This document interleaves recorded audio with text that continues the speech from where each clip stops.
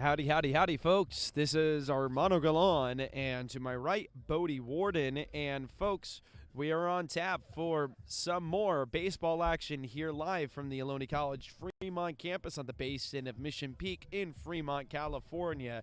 This is the Renegade Field, the Ohlone baseball field here on the Fremont campus, and we are on tap for a marquee matchup, a crosstown rivalry of sorts between the Chabot College Gladiators of Hayward, California, and the Ohlone College Renegades of Fremont, California. These two schools geographically are the closest schools to each other here in the coast. Of course, the Gladiators representing the coast north and the Renegades representing the coast south. Historically, this has been a very competitive rivalry and friendly rivalry, I will add to that. And today, renewing acquaintances one more time here this season. I say one more time because they did face each other in the preseason in an exhibition matchup. But both teams coming into today's game with 18 games played, getting ready for their 19th now.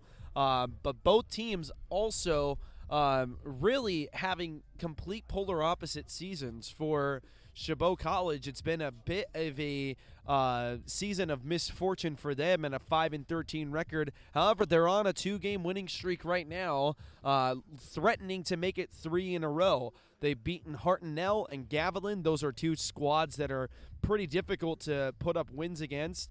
They also beat Cabrillo, lost to Monterey Peninsula in between those 3 games, and of their last 5 games, they're 3-2. That's against, in this order, Los Medanos, Cabrillo, Monterey Peninsula, Hartnell, and Gavilan. So those are tough teams to play against, and they have had very competitive matchups, if not have blown out teams in those matchups. So they're going to be coming into today, I feel like, with a lot of confidence.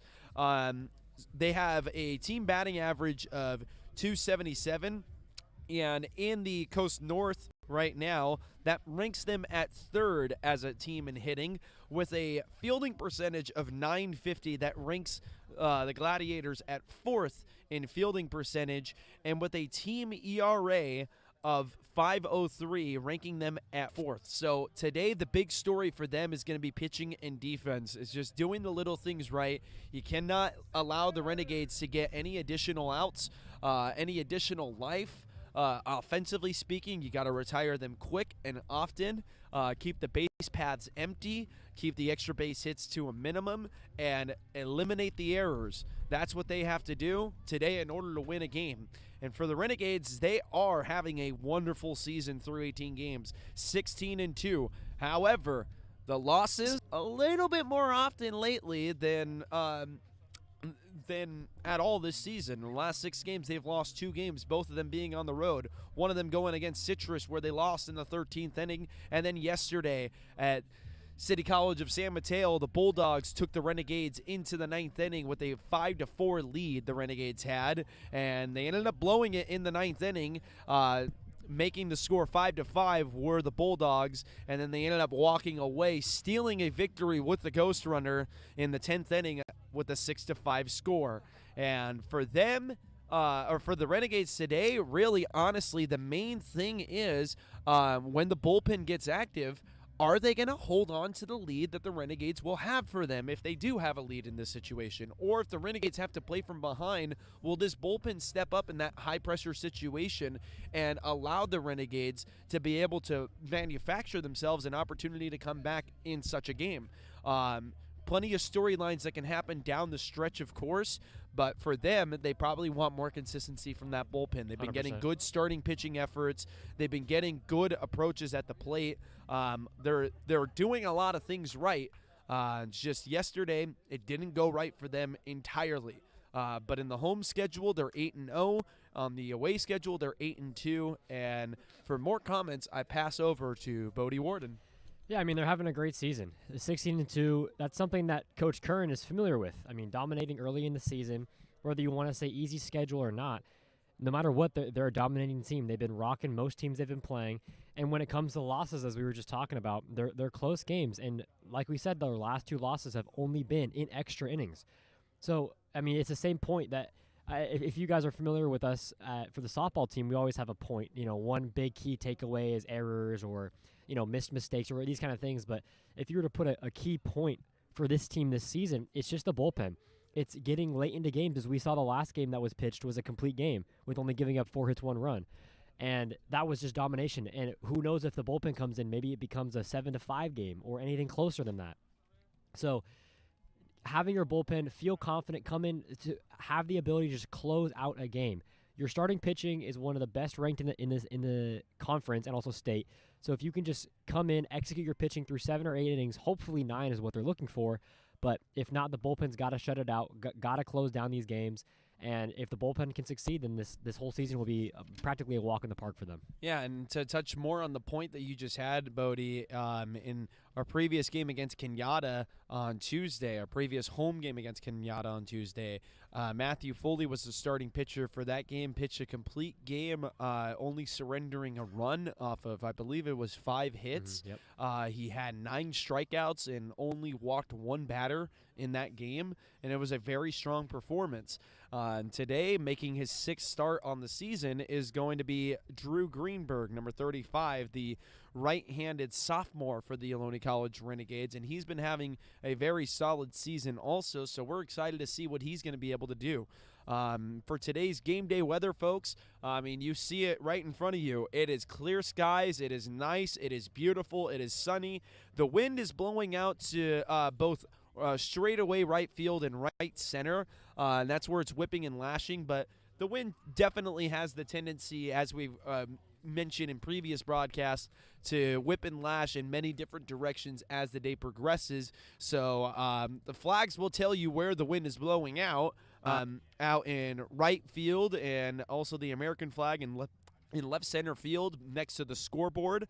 The weather today, temperature-wise, is going to be mid to high 60s.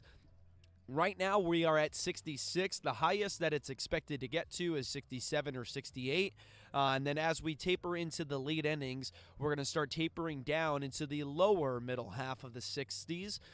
Maybe even start reaching into the lower 60s at 64 and below.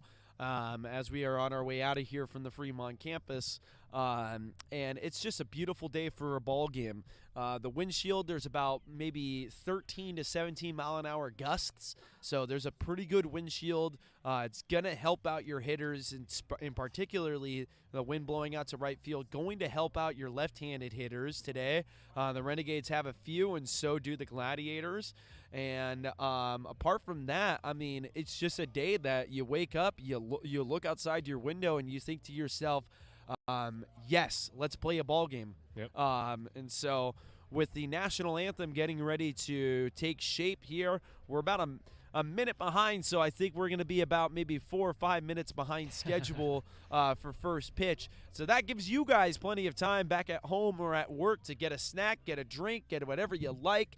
I will have lineups and pitching, or I will have lineup and pitching stats as well as defensive alignments for you right after this quick break. We'll be back after the national anthem concludes.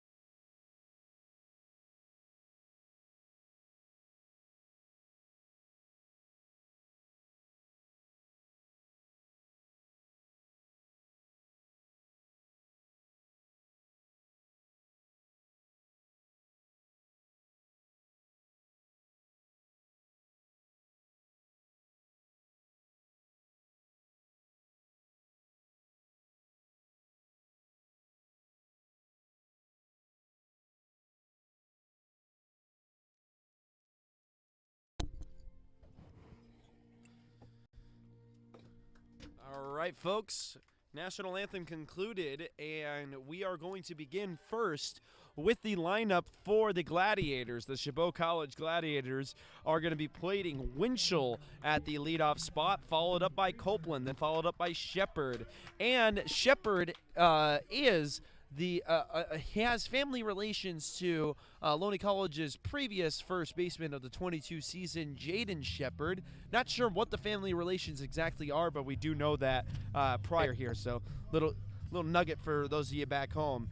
Pablo Manzo is going to be cleaning up, and then Picasso is batting fifth, Spade batting sixth, Scott Romaine batting seventh, Chernak batting eighth, and Yao is batting ninth.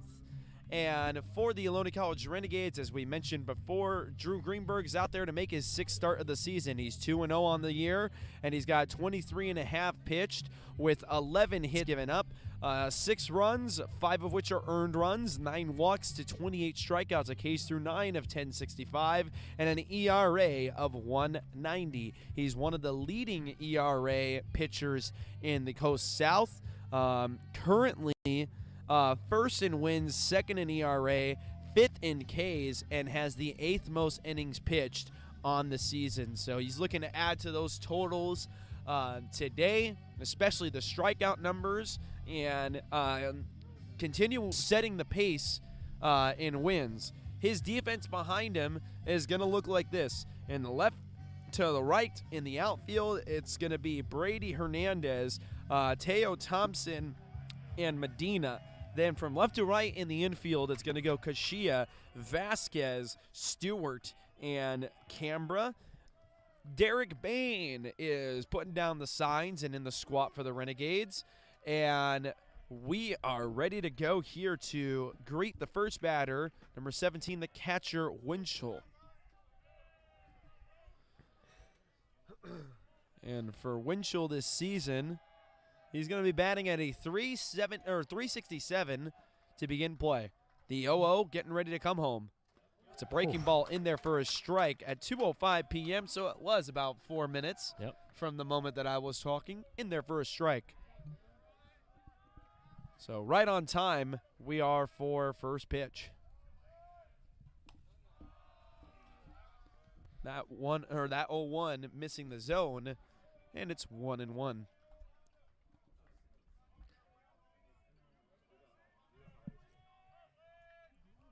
Final game on the schedule prior to conference play, and that's lined but fouled to the left side there by Winchell. Yeah, Winchell having a great year. He's leading his team in doubles and leading his team in RBIs with 6 doubles and 16 RBIs with 40 total bases. So, I mean, he gets on, and when he's getting on, he's knocking people in, getting doubles, putting himself in a great scoring position. So this is kind of a perfect leadoff hitter you want to have up here. A Granada High School graduate. He's going to line this one through the 5-6 gap, and Chewy Vasquez had a piece of it, but he was really going to have to leave his feet and make a diving play in order to have a real shot at it. So it kicks away from his glove and into the outfield. It's a base hit for Winchell, and the first base runner and base hit of the game for the Gladiators. I wonder if he actually thought he had it on an easier play, because I'm surprised he didn't actually fully extend for that. I was kind of expecting a larger leap or an extension, but maybe he just figured, oh, I got it with an arm's length, and then he just kind of squared it out. And for Winchell, honestly, I mean, he hit it like a slider. Yeah, it was just fading away, sliding, and just got out of the reach of Chewy. So here now is Copeland. Joseph Copeland from San Ramon Valley High School, a 6 foot, 200-pound sophomore. He's a backup catcher, DHing today.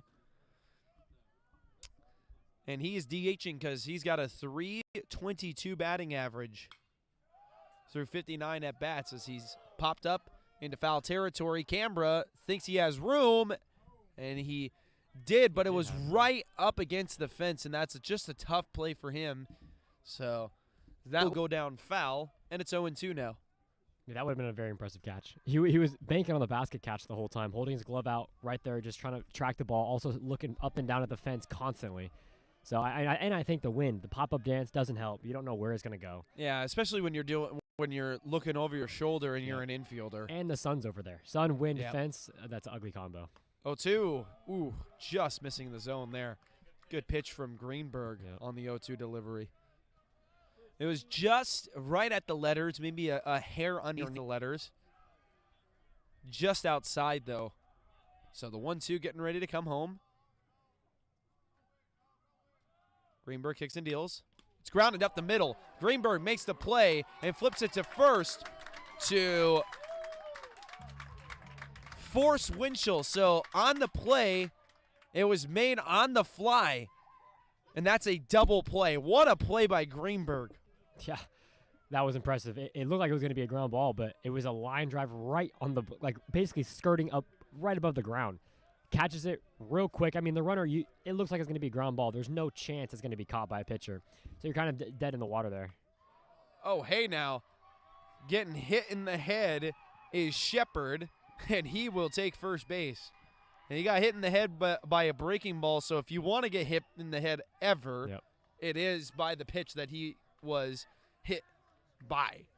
So the Renegades will again be seeing Greenberg pitching out of the stretch with Shepard at first base, the center fielder. Here now is Pablo Manzo.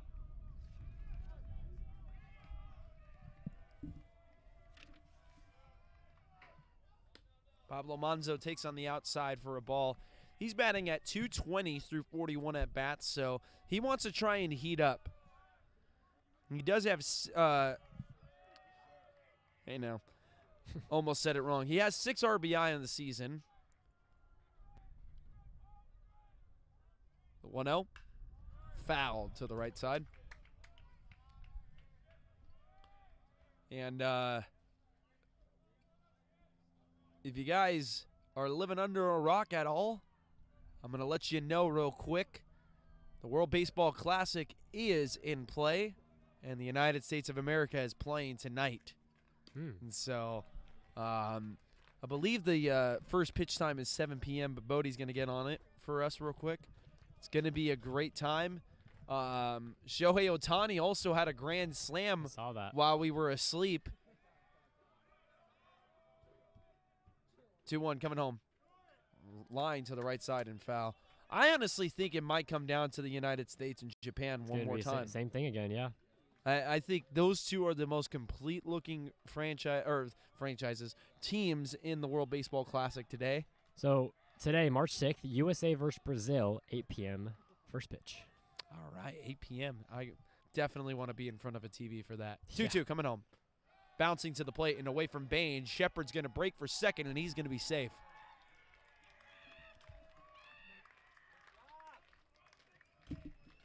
So Bain did a good job keeping that in front of him on a pitch that bounced to the plate, but it just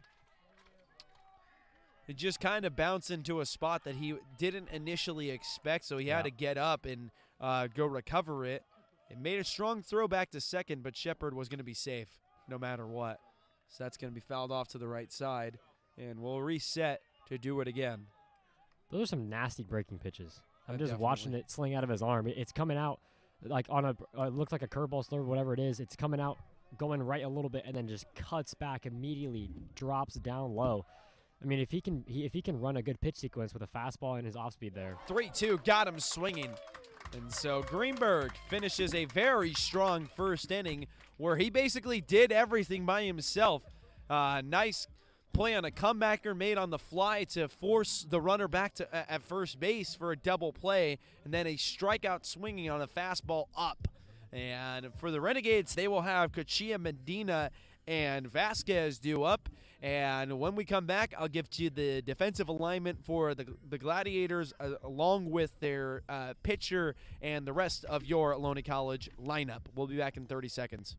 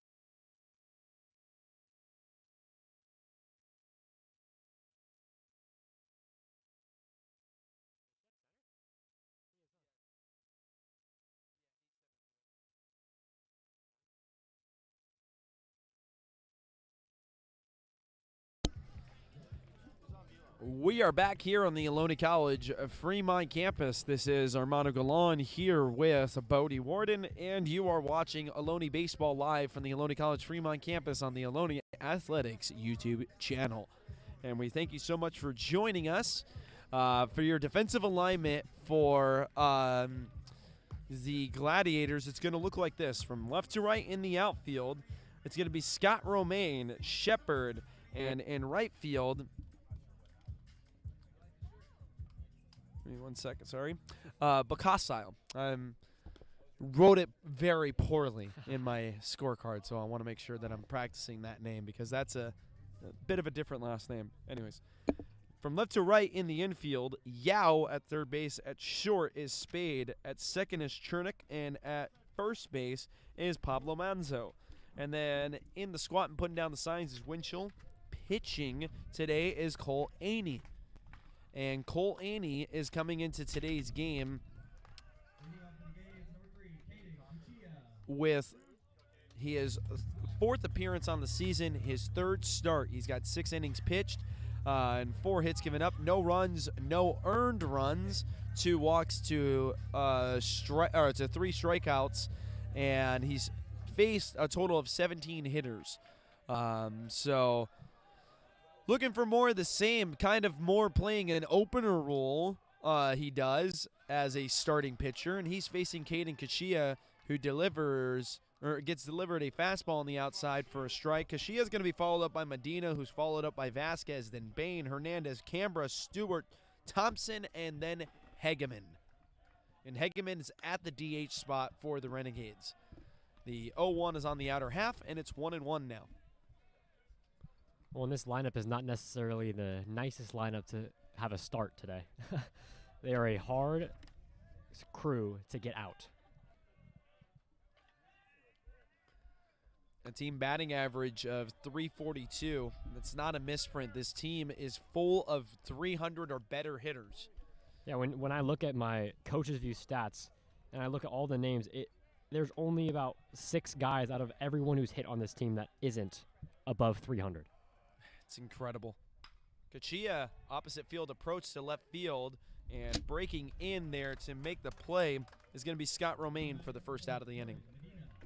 Here now is Medina.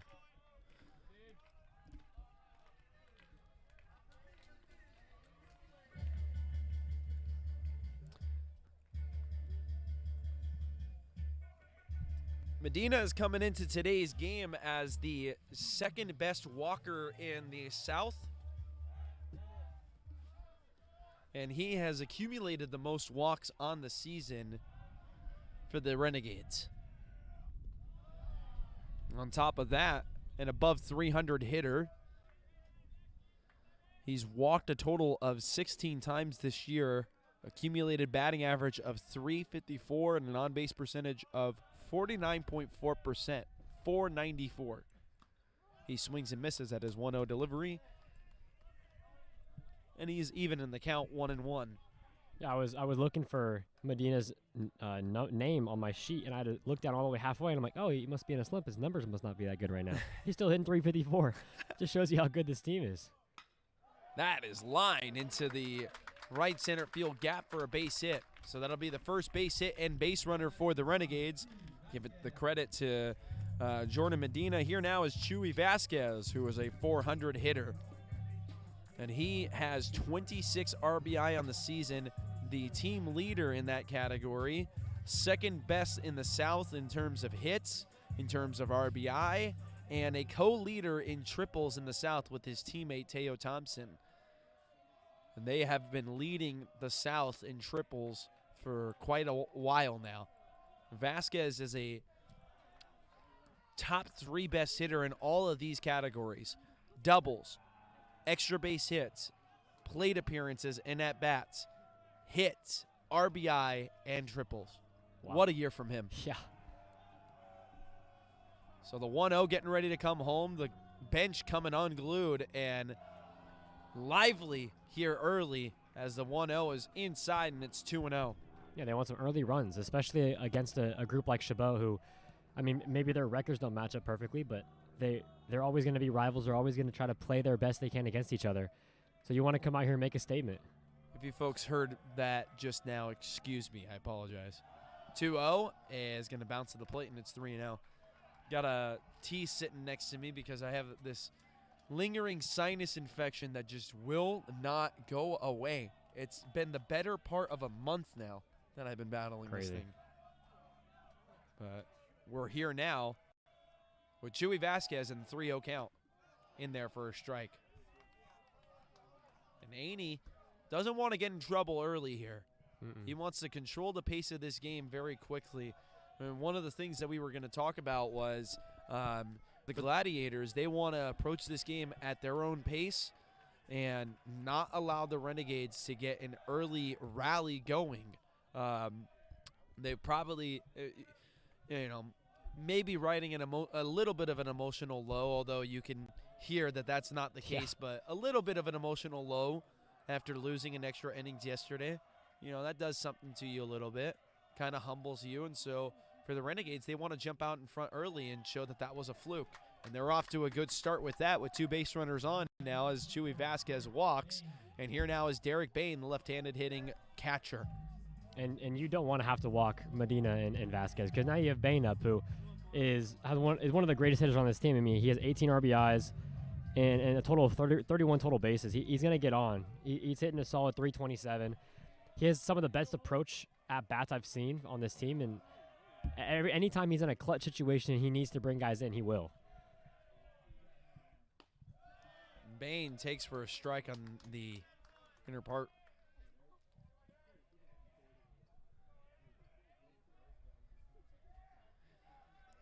Bain's a 327 hitter with 18 RBI in the season and a dinger.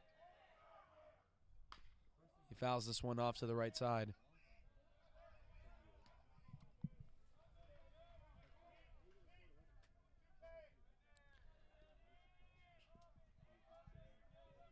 Tricia Casilla is watching from Stanford, saying go Renegades and go Caden. 0-2 to Derek Bain coming home. Aney checks the runner at second, kicks and deals. Outside for a ball and a fastball. 85 miles an hour from Aney.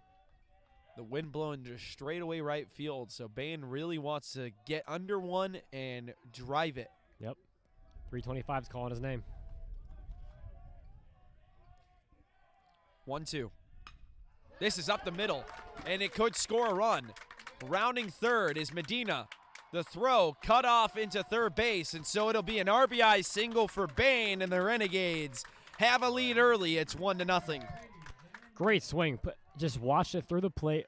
And, I mean, a lot of hitters overcomplicate their approach, and they want to take a ball over the middle to a specific part of the yard. But all you have to do is just get your bat through the zone quickly, strong hands, strong hips, and you're just going to poke it right back where it came from. Almost hit the pitcher, which got a little ooh from the crowd a little bit because it was very close. But just put it up the middle, and with everyone's speed on this team, Medina especially, it's going to be an easy run. They didn't even throw home. It went straight to third to keep Vasquez at second.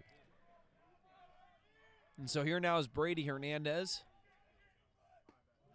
And Brady Hernandez had one of the hardest hit home runs of the season a few games back. He's coming into today's game batting at 270. And he'd love to get that bat up into the 300s. He's a great hitter. And that is a snapback throw to first base. And crisis averted over there at first base by Pablo Manzo as he had to get off the bag to get to that ball. And if it kicks away from him, I mean, both runners are moving up 90 feet or better. Yeah.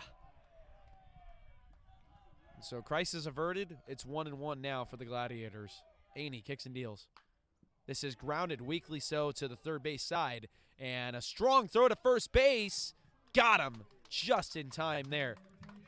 So it works like a bunt. But now there are 2 out in the inning. Here now is Julian Cambra.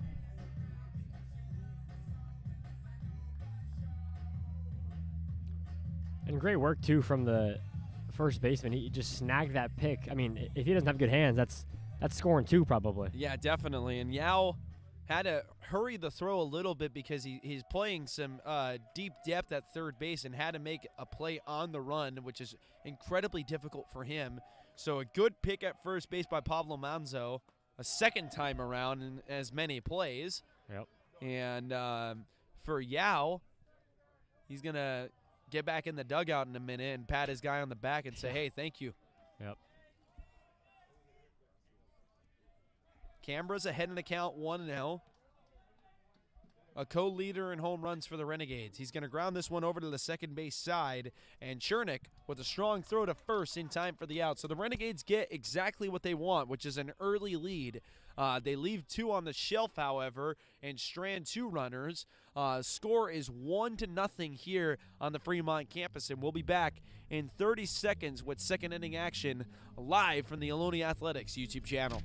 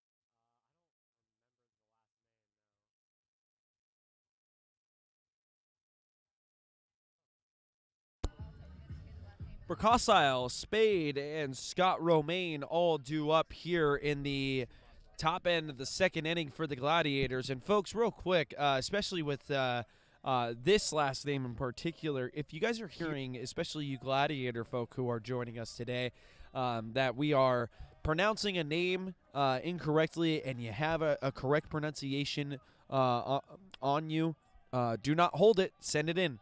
We welcome being corrected and want to make sure we are giving you the best possible broadcast and best possible quality that we can deliver you watching back at home or at work or wherever you might be. Berkosile is behind in the count 0-2 against Greenberg. That's fouled off to the left side. And Luca Berkosile, or Berkosile, one of the two, is batting at .333 through 45 at-bats. 2 homers on the season. Co-leader in that category with Joseph Copeland, his teammate. Actually, I'm not even correct. Riley Winchell has 4, and then Jonathan Shepard has 3, so a bit premature there. Yeah, Chabot seemingly hitting more home runs consistently than the Renegades. Yeah, the Renegades this year are not a power team. That's something that their 2022 season, when they were very dominant, they were a power team. They had the guys to just take it yard at any moment in the game, but you don't really have much. You have Canberra, who was just a big dude, and tied or leading in home runs, I believe. But I mean, you just don't have those very big guys who are gonna pop a home run out of nowhere. It's a very small ball team, and they can still put up 20-some runs, as we've seen them do. They're a good gap-to-gap approach team. Yeah. They're a very good batting average team and a very exceptional contact team. Yep. But power, I mean, to be developed. You don't need it if you're scoring runs still. 0-2 and line to the right side. And for Luca, he's batting pretty well here, 0-2. Yep. And I mean, Greenberg's putting up competitive pitches. There hasn't been one where he can take because it's going to be strike 3 anyway. You've got to foul off these pitches. That's way inside there to make it 1-2. And so that's just more of a respect pitch from Drew Greenberg. And also to send a message, hey, get off my plate. So here comes the 1-2. And it's grounded over to Stewart. Stewart, it kicks away from him, so that'll be an E4.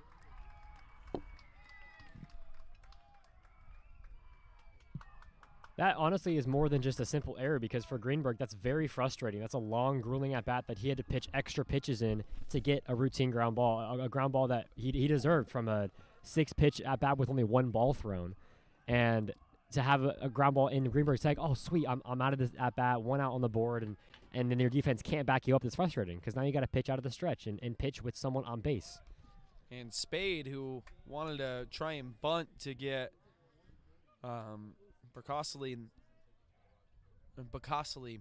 over to second base, but it goes foul. And Spade, that is Brandon. All right, thank you so much, Barry, for that. We will be practicing that just a little bit more. This is going to move up the runner as that kicks away. No, did Bain get him? Wow. Oh, my goodness. Derek Bain, you are incredible. Wow.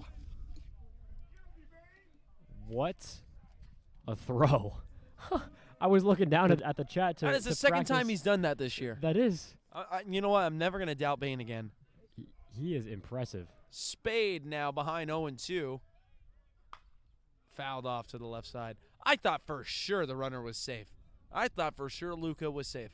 Yeah. I mean, you couldn't have put on a more perfect throw. He slid into the glove. The ball was thrown right where in front of the base. All Chewy had to do was put his glove down, and it's tagged out right there. And Bacosely had a very good lead on that throw. I mean, he was about a quarter of the way before the pitch was thrown, and then he was about 3/4 of the way when Bain let go of the ball on his throw. And Bain, I mean, we've mentioned he has a plus arm as a catcher. Many times. I mean, off of that play where it hit the backstop, he comes up and throws him out a second. Things like that. I mean, I have a feeling that's going to be a sign of things to come in the conference schedule for the Renegades. This is going to be bounce over to Greenberg, who tries to make the jumping play and can't make it. And on the play, Stewart is late on his throw back to first base. So that will really go down as an infield single. It was a good chopper hit by Braden Spade there for the base hit. And so, I mean, for the Renegades now, even more important that they got Balcastile stealing, and instead of having 2 runners on with none out, it's 1 runner on with 1 out. I mean, here now is Scott Romaine, left fielder.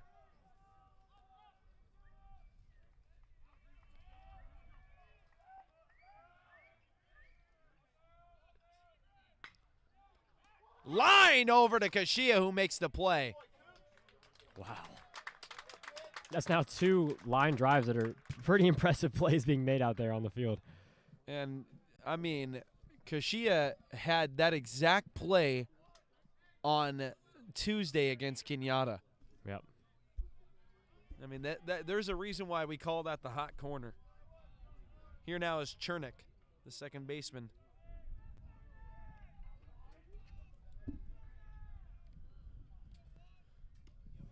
Great pitch. Elijah Chernick batting at 146. He's a guy that wants to get going.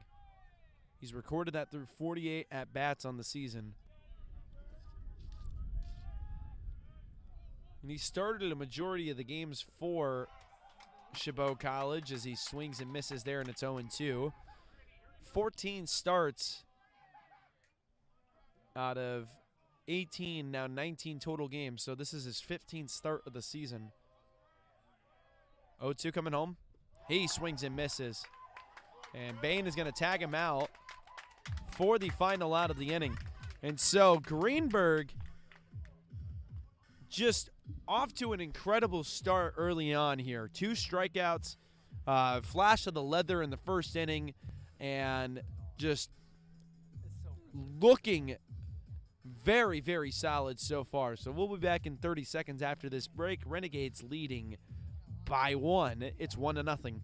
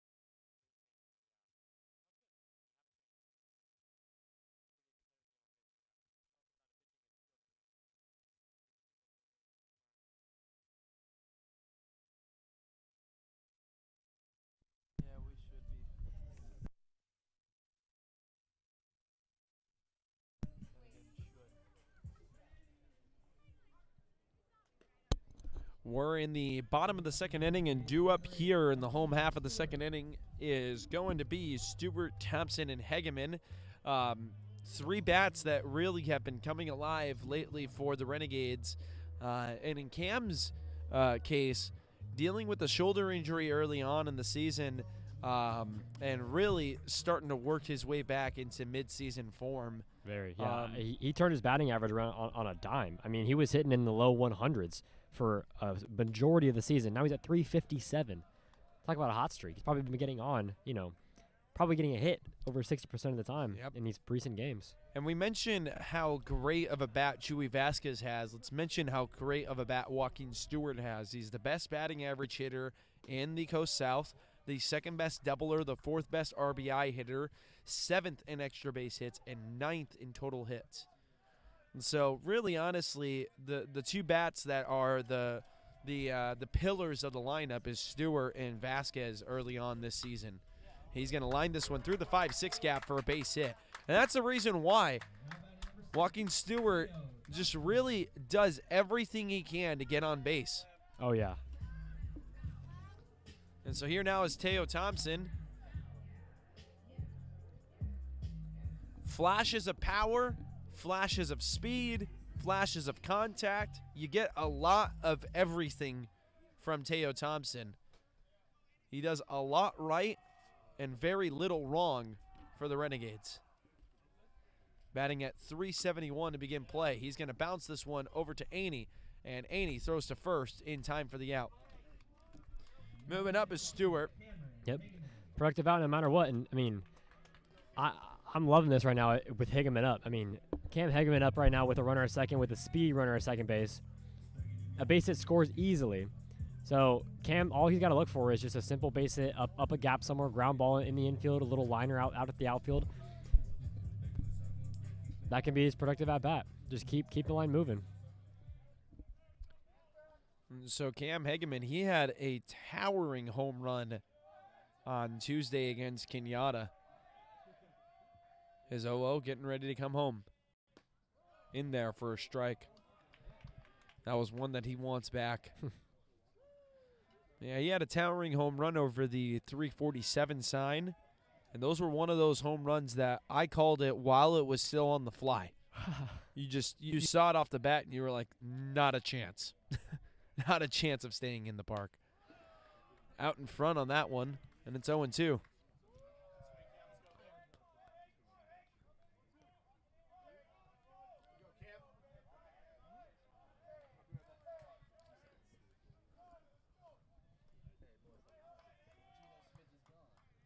The 0-2 getting ready to come home now.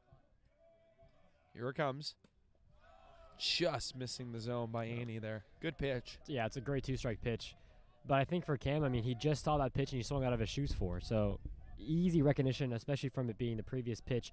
If the pitcher goes back to that same outside, off speed, it might fool him again. But back-to-back pitches, it probably won't fool a player like Cam. Cam grounds that one over to Aney, who's going to make the play himself. 2-1 to 3 putouts here in the bottom of the second inning. Back to the top of the order we go to Caden Kashia. And to touch more on what you were just talking about, partner, pitchers are taught. All right, you get somebody who's swinging on the outer half. Let's see how far you're able to stretch that. Exactly. And so that was a good approach from him, and he got Cam to roll up on one on the outer half just now. So it was good pitching from him. He's one put out away here from getting out of this jam with Stewart at third base. Kashia lines and fouls to the left side.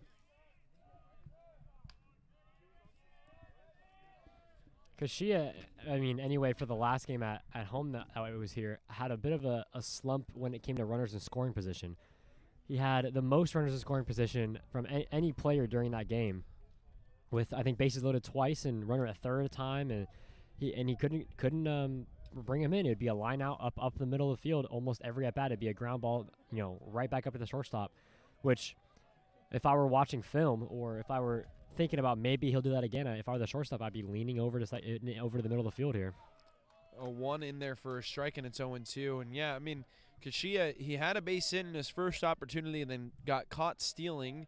And then after that, didn't really get the best of the contact and 2 ground balls up the middle. Then he got a piece of one, and somehow, some way, the pitcher Levine was able to make the play. And into left field that goes, and it's a base hit, an RBI base hit for Kashia, and it's 2-0 Renegades. Great swing as well. You can just tell. I mean, the number 20, Aney, is just going to continue to be pumping that outside part of the plate to any hitter. He's liking how his pitchers are feeling on the outside, with Hegeman, reaching for them both and getting jammed, and then all these hitters recently kind of, leaning for that outside part of the plate.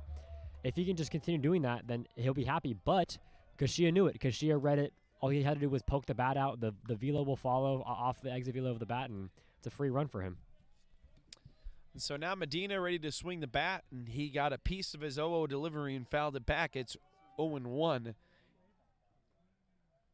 Kashia is a good base runner over at first base, and with 2 out, is a threat to score from first if one is hit well enough. And it's like Aney's hearing me over there as he goes and checks the runner. Yep.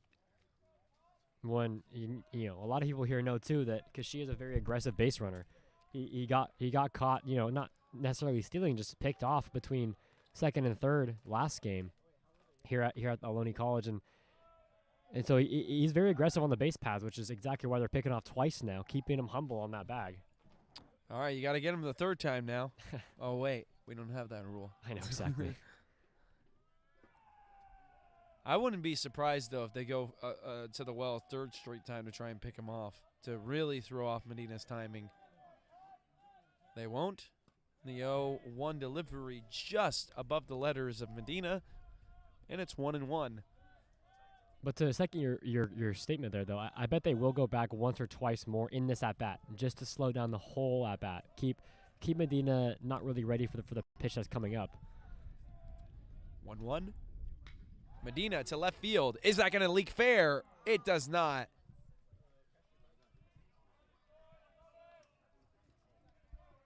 So Medina's behind in the count now, 1-2, and he thought he had himself an opposite field double just now. Yep.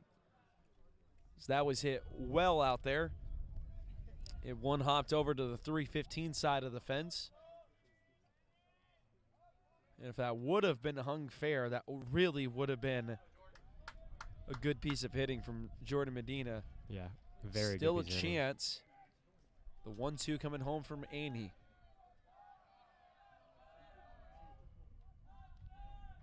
Aney kicks and deals. That's to left again. And making the play and losing his cap on the play was Scott Romaine for the final out of the inning. The Renegades get 1 on an RBI single opposite field, plus side field approach from Caden Kashia. And we'll be back in 30 seconds after this quick break. 4 team hits for the Renegades and 2 runs scored. 2 team hits for the Gladiators and no runs scored. An error for the Renegades, none for the Gladiators. We'll be back in 30 seconds.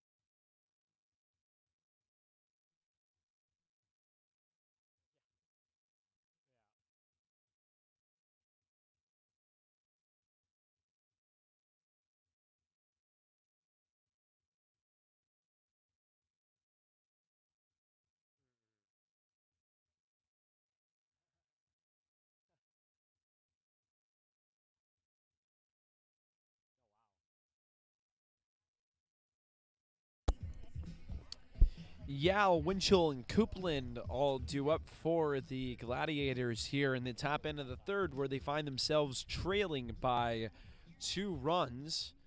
And it is a 2-0 game here on the Fremont campus.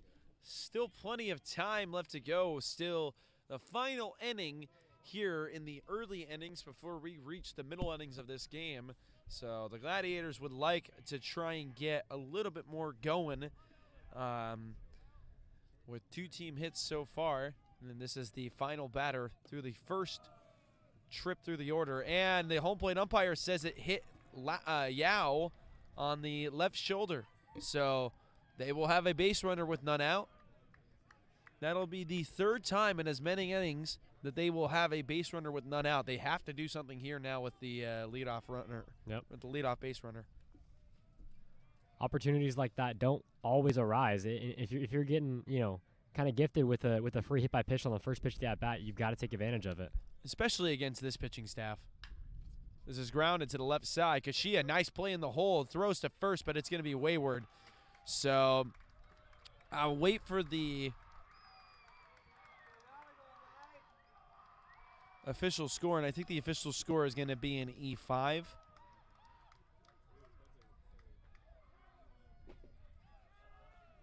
No, base hit.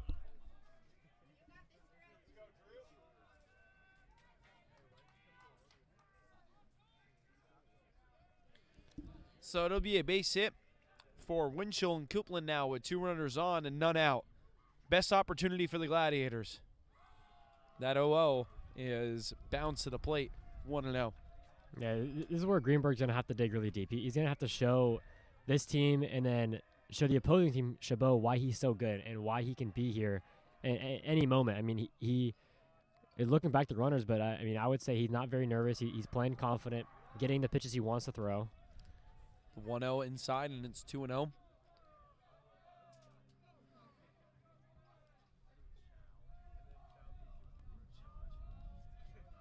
Greenberg. 2-0 coming home. Line deep to left field. This one is gone. And so the Gladiators do exactly what they were hoping they would do with their base runners. Plate all 3 of them. And that unglues the dugout. That'll be Copeland's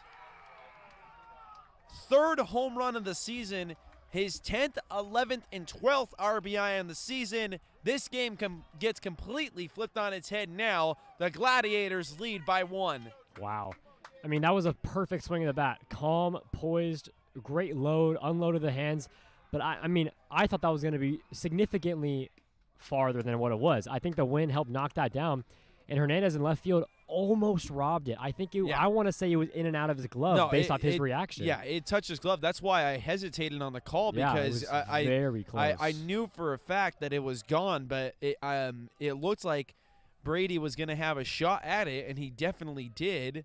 It was a shocker, honestly, that Copeland even scraped it over the wall because off the bat, I thought to myself, that's gone. And so great response there by Greenberg, striking out Shepard on 3 pitches. Dominant pitching at bat right there. That was an angry pitching at bat. He went up there, pounding the zone, working quick, throwing pitches in an order he hasn't thrown quite yet, and got Shep with the bat on his shoulder, really. Yeah. And going back to Copeland real quick, Copeland got around that one. I thought that was going. I knew for sure that wasn't going to stay in the park, and then I see Brady getting back on it like he wanted to make a play on it. I'm like, wow, he's going to have a shot here. That is going to be a 6-3 put out of Pablo Manzo. Here now is Balcasile. My goodness, I've been practicing it off the microphone, folks, and it's not helping. Hopefully, at some point. Yeah, on that home run, I just keep thinking about it because I saw it off the bat, and I was like, oh, this is going to go far. And then you're watching Hernandez track back, kind of stutter stepping. I'm like, uh-oh, he has a chance to rob this thing. And honestly, for the first second, I thought he caught it. Yeah. But then I would bet a lot of money that he actually had it in his glove, but the momentum hitting the fence, glove falling over the fence, I bet it fell out of his glove because his reaction was livid. He knew he should have had that, and he wanted it so bad. And was just like, God, how could I not catch that? Balcasile is even in the count 1-1. That's grounded up the middle. And Chewy Vasquez, who was shifted over to basically play on top of the bag, is going to play that one perfectly. And so for Luca, I mean, that was 9 out of 10 times that's a base hit up the middle if Chewy Vasquez isn't there and playing right on top of it. So the Renegades shift works out, but they're going to be a little frustrated that this lead has been erased on one swing in the bat. And that swing in the bat coming from Copeland. Joseph Copeland, his 3rd homer of the season, putting the Gladiators ahead 3-2. And we got a game here, folks. We'll be back in 30 seconds after this break.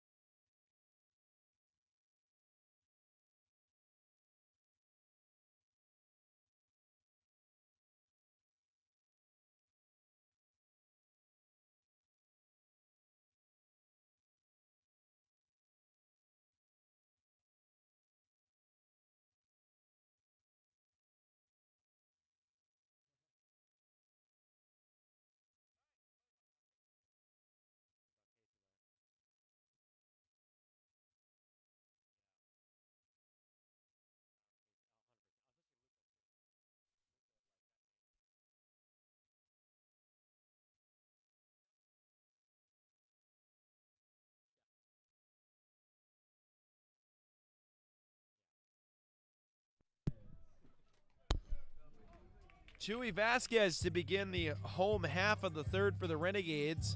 And he's going to be followed up by Bain and Hernandez, who almost had a nice play out in left field, which would have saved the Renegade lead. But instead, the Gladiators find themselves ahead here in the bottom end of the 3rd inning. We got ourselves a good one brewing here in the early innings. And as we mentioned before, I mean, the Gladiators are coming into this game at a 5-13 record, but a battle-tested 5-13 record. They're not playing teams that are any cheapies. They're playing very, very well-rounded baseball clubs around the league, and so and they're having a good competition against all of them. And so there was just a time called by the umpiring crew to correct where Bain was supposed to be on the on-deck circle. Yeah, too far over to the plate. Yeah. But, I mean, for anyone watching at home who isn't familiar with just how rivalries in general. Line to the 3-4 gap for a base hit. Yeah, I mean, as I was saying, for anyone who's just unfamiliar with just rivalries and how they all work in general, I mean, you could have a team that's 0-15 versus a team that's 15-0, and it's going to be an 11-inning game with a walk-off home run. Yeah. It's when there's rivalries and there's emotion battle in it. I mean, this isn't a heated rivalry. People don't dislike each other on this team. It's just Chabot as a college and Ohlone as a college has always been competition for everything. Yeah, geographically speaking. Exactly. I mean, any sport. These two teams are the closest geographically to each other than any other school in this area. Yeah, any sport. I mean, athletics. I mean, academics. Anything. They want to compete, and so, I mean, a team like this, you can know walking into the game a 5-13 team versus 16-2 isn't going to be a walk in the park. This is going to be one of their most difficult games they're going to play this season. And definitely. 1-0 coming home, swung on and missed there. And it's kind of interesting, too, because, just playing the game geographically here, I'm kind of a traitor to my city, being a South Hayward native. Yep. I went to school in Union City and Hayward my entire life, and up until college where I went here. And this is grounded over to third base from 5 to 4 to 3, but the throw back to first base a bit high. So Vasquez is down on a 5 to 4. That was a good play there on the bounce by Yao. But on the throw from second base coming from Chernick back over to first base to Pablo Manzo, a bit high. So one was all they were ever going to get. Yep. And Hernandez here, I bet internally he wants to add to this score to erase the 3-run robbing home run he could have had. Yeah. In his mind, I mean, I know well as well that athletes beat themselves up more than anyone else ever will. In his head, he's like, dang, like I really could have gotten that. He's probably still thinking about it right now and how he, one little misplay, one whatever, he could have changed the outcome of the 3 runs or not. So I wouldn't be surprised if he's looking to put 2 more up right now on a swing of the bat. And he has the ability to do so. He's done it once already this season. But right now also the Renegades just want to just keep the same pace that they have been having. Yep. 1 run per inning is not bad at all. You're going to score 8 runs by doing that. Exactly. 1-1, here it comes. Outside for a ball. You just can't give up 3 again in 1 inning. But this pitching staff, they've been battle tested multiple times this season, and you have the utmost confidence. You just have to keep winning every single pitch in front of you, and that's the approach that the Gladiators have right now also. That's why we have ourselves a really good chess match. Yeah. Yeah, every player on this field is forgetting the records, forgetting what their season's been like. It's just in the moment right now going against each other. It's just they want superiority. Yep. They want bragging rights. 3-1 ready to come home to Brady Hernandez from Aney. He kicks and he deals. Swung on and missed. It's 3-2. That was a challenge fastball power pitch. And when it's power versus power and the pitcher wins the matchup, it's fun. Yeah. It really is. 3-2, getting ready to come home. Target is set inside. Another challenge fastball, and this time Brady Hernandez is down on strikes. And honestly, that's kind of surprising because coming from a challenge fastball, same location, same pitch, everything. I mean, personally, as a hitter, I'd be thinking, work on this inside part of the plate, and then if it's outside, extend my bat. But I'm thinking hands in, hands early. I'm not going to let him win that battle twice, and the pitcher won it twice in a row. Here now is Julian Cambra. Taken in there for a strike. And Cambra's a player who has some of the best ability as a hitter. I mean, he can swing the bat. He is one of the best swings on this team, a strong, confident player. But, as anyone does, you get in your head a little bit. You get kind of mentally out of it, worried about every little minute thing. And if you're Cambra, you just got to go up there, clean slated mind, not thinking about too much. Just take bat to ball and let your body do the rest of it. Breaking ball's in there for a strike, and it's 0-2, and the Renegades in danger of having the side retired here and stranding the runner at first base. Derek Bain, the runner, and he runs well, especially for a catcher. Very well for a catcher. Cambra now got to protect, down 0-2. Here it comes from Aney. Aney on the outer half, and it's 1-2 now.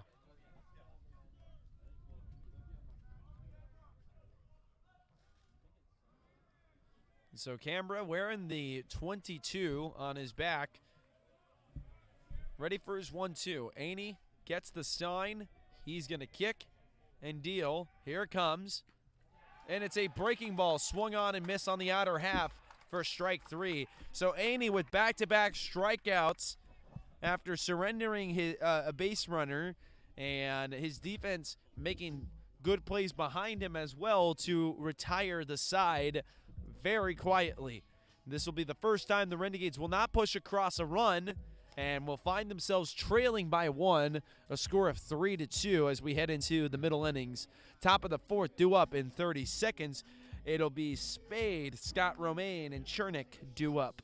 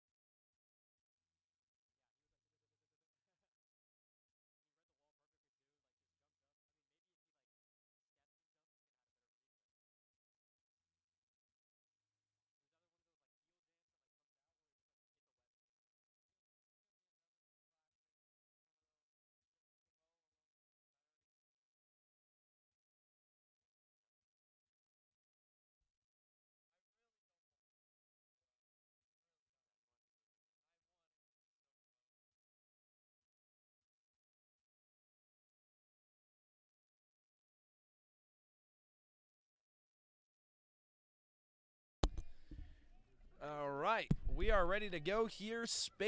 Braden Spade, ready to swing the bat, and his on-base percentage on the season is .390 with a .319 batting average. He's going to ground into a 6-3, and on the play, Canberra was thrown.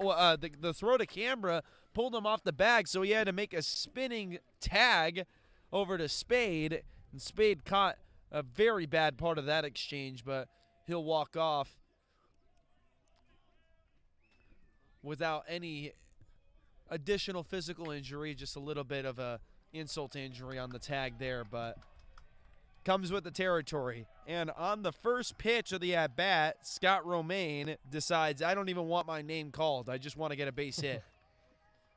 And that's big for him too. He's the base stealing threat on this team with 8, leading and second with Jonathan Shepard at 5. And so 8 stolen bases, only hitting .220. He wants to get on board more. He wants to get more hits. And I mean, early approaches like that get you out of those little mini slumps. If you just see a pitch quickly and go, and if I'm looking over at first base, and he's in a sprinter stance right now, about to go over to second base. It looks like. Yep. I mean, I wouldn't be surprised if he does try and steal a bag. Canberra playing on the bag, ready to set up the pickoff at any moment. But I mean, if you're Scott Romaine, you're thinking, Bain just threw out my teammate from practically a pass ball and turned around and gunned him. So maybe I don't have a free stolen base like I usually do. Well, he's gonna have to get down the line in a hurry. Yeah. And everybody who's stolen a bag on Derek Bain has really had to earn it. Chernick ahead in the count 2-0. He's gonna square up to bunt and pulls back, and it's 3-0 now. So good job by Chernick.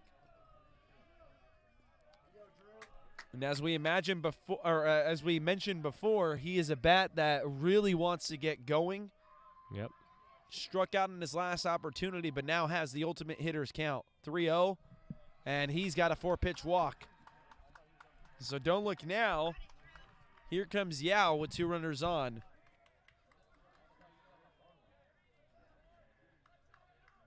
And this is what we were talking about pregame. I mean, yeah. Coming into today's game, Chabot hasn't had the best of seasons, but historically speaking, these two programs play each other very tough. Yep. More often than not. And really, honestly, these schools just in general compete against each other very well. In every sport. They're very different teams when they go against each other compared to when they're going against other opponents.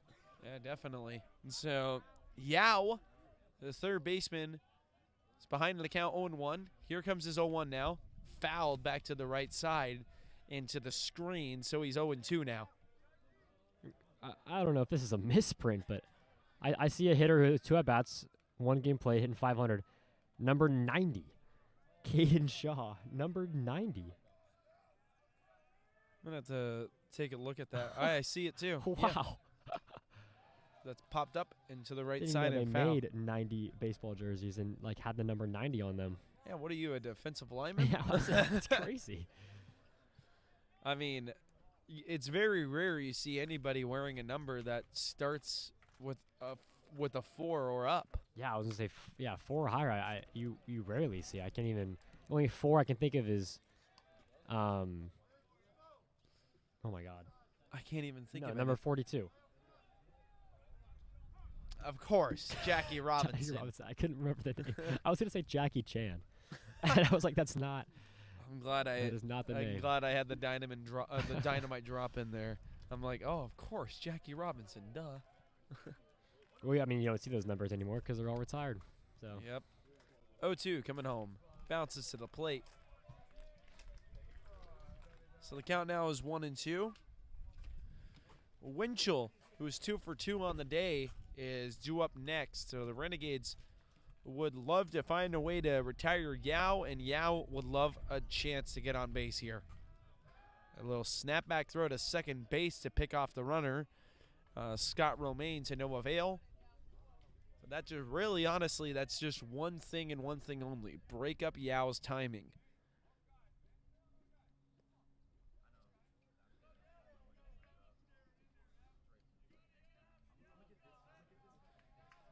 Evan Wailani Yao batting at .310. 1-2, getting ready to come home. And it is fouled back to the right side. Scott Romaine had a good break, and he probably would have been safe at third base. Oh, but I mean, by a mile, I think. He broke very early on that. And Yao is actually a James Logan High School alumni. So, shout out the James Logan Colts.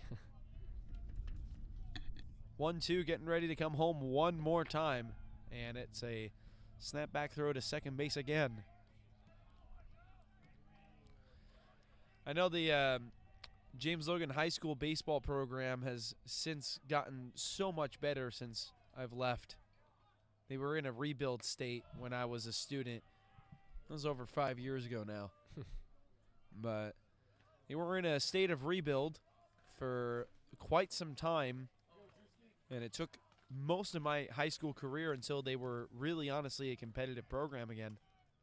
1-2 again. Swung on and missed. That's a big strikeout for Greenberg. An amazing pitch, too. Been a long at-bat. Yao was battling off every single pitch he was getting and throwing in a nice, bender in the inside part of the plate. That's really hard to read as a hitter. And so back to the top of the order we go to the Granada High School alumni, Riley Winchell. 6 foot, 210 pound catcher utility infielder. He's playing catcher today. Yet to be retired, he's 2 for 2 with 2 singles. And a single could score a run here. Yeah, I mean, especially with Romaine's speed. That's and with 2 outs, guaranteed.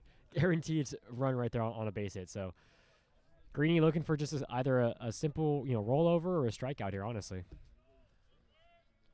1-0 getting ready to come home. And it's fouled to the left side. It's a very quiet day on the Fremont campus today.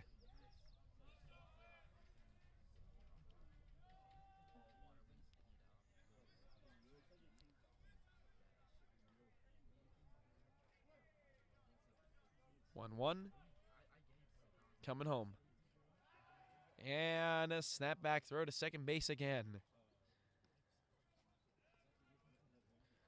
At this point, if I was the heckling fan, I would say, and I quote, man, just ask for his number already and get it over with. That's what I used to say a lot of times when pitchers would pick off our guys at SDSU. It was actually it was really funny. A lot of the dugout would chuckle every time I would say that because I wouldn't pull that one out very often. Yeah. I'd save That's that not for very often. You get a pickoff a lot of the time. Yeah. And so the guys would get a chuckle out of that. 2-1, here it comes. And it is fouled to the left side. I got to say, the art of heckling in baseball is just, it really is one of the best things about this sport.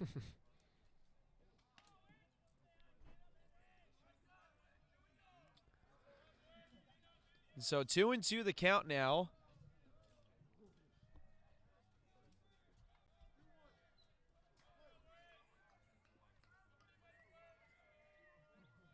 Greenberg kicks and deals to Winchell. Swung on and missed. That's the biggest strikeout of the day for Greenberg. Getting him to swing and miss at a breaking ball that really never threatened on the outer half. And it just because it really just dropped a whole 6 to 8 inches. That was incredible from Greenberg and very, very much needed in that situation. Keeps the deficit right where it is. It's 3-2 as we head into the bottom end of the 4th inning. We're in the middle innings, and the Renegades trail by 1. We'll be back in 30 seconds.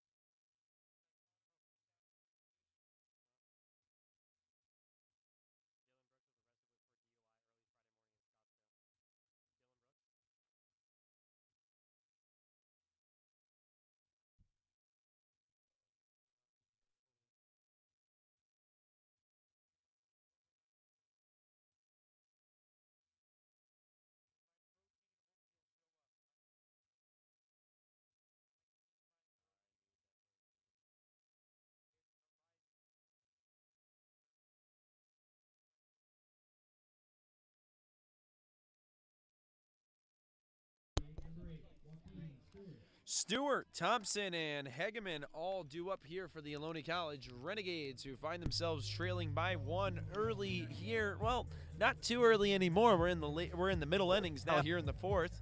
And folks, it's been a good one so far. Have you guys been enjoying this back at home or at work? We hope you have been. It's a great Friday the 6th. I got some plans after this game to go hang out with some family and stuff. And if you guys have plans on this Friday evening, let us know if you want to. I also have some plans to watch the World Baseball Classic. I watched an absolute doozer of a game yesterday. But the good ones are on tap soon. I think anything would be more entertaining than the 15-1 that the Giants played Team USA in the exhibition match. What ended up being the score, by the way, with Team USA and the Rockies, as that hits Stewart on the leg? I don't think I ever found out, actually, what that Rockies USA score was. I feel bad when I say this, but the Rockies are just, I honestly, I would argue, worse than the Cleveland Browns. 14-4. Oh, gosh. Well, they fared better than us. Yeah. Now you can say we're Good the for Cleveland them. Browns. Got 8 too many championships, sadly, but there are a few Cleveland Brown-like years. Shout out to the 183rd ranked happiest city in America. Oh, Cleveland, Ohio. Oh, Cleveland, we love you. Just because the Browns is why they're ranked so low. Teo Thompson to the second base side and only going to have a play for one. So Thompson, not exactly what he was hoping for, a 4-3 putout, but it does move up the runner into scoring position, and the tying run is now 180 feet away from scoring with Cam Hegeman to swing the bat. Yeah, I mean, what's interesting so far, what I've been picking up from most of these at-bats have been the hitters who have been really line drive main power hitters, strong guys at the plate, have been struggling with kind of weak ground balls or kind of rolling over unnecessarily. It's been a decent amount of ground balls now that are just kind of weakly hit, nothing too powerful, and maybe just something out of the arm slot of the pitcher that they're not reading properly, or they're just not feeling themselves necessarily right now.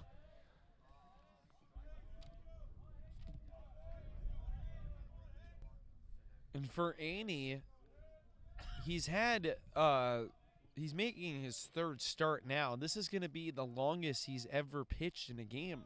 He had 6 innings pitched through 2 starts.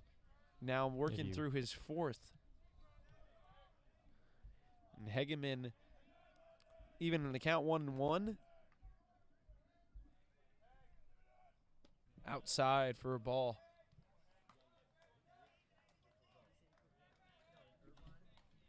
And he wants to stay competitive here. You never want to get in a hitter's count with a hitter like Cam Hegeman up the plate. 2-1. In there for a strike, and it's 2-2. 2-2 to number 2 with 1 out. Runner at 2. Runner at second. A whole lot of 2s in this at-bat.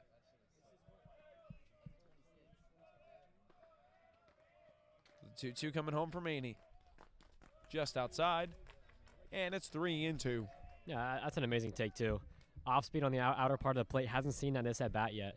And started kind of right over the heart of the plate and just dove down. Kind of like that Greenberg's last pitching performance in that last at-bat as well. 3-2 getting ready to come home from Aney. He kicks and deals. And that is going to be through the 5-6 gap, but a diving play at short keeps it in the infield. Spade lost it on the exchange, so it will be just a base hit. No error to speak of. Just lost it on the exchange. He wanted to try and get Joaquin Stewart, who moved up to third on the play. And Stewart, aggressive base running works out for him. And now we got a mound visit. Yeah, that was almost an amazing play from the shortstop, too. Realized there was going to be no play at first and wanted to make a little short transfer to third base, but just out of the hand. And we're going to have a pitching change. So Bryce Madonka is going to end the day for the pitcher Aney. And we'll go ahead and signal for a quick break. Once we return from the break, I'll have the new pitcher as well as stats for you. And that'll happen in the next 30 seconds to a minute. Ohlone College Baseball Live on the Ohlone Athletics YouTube channel.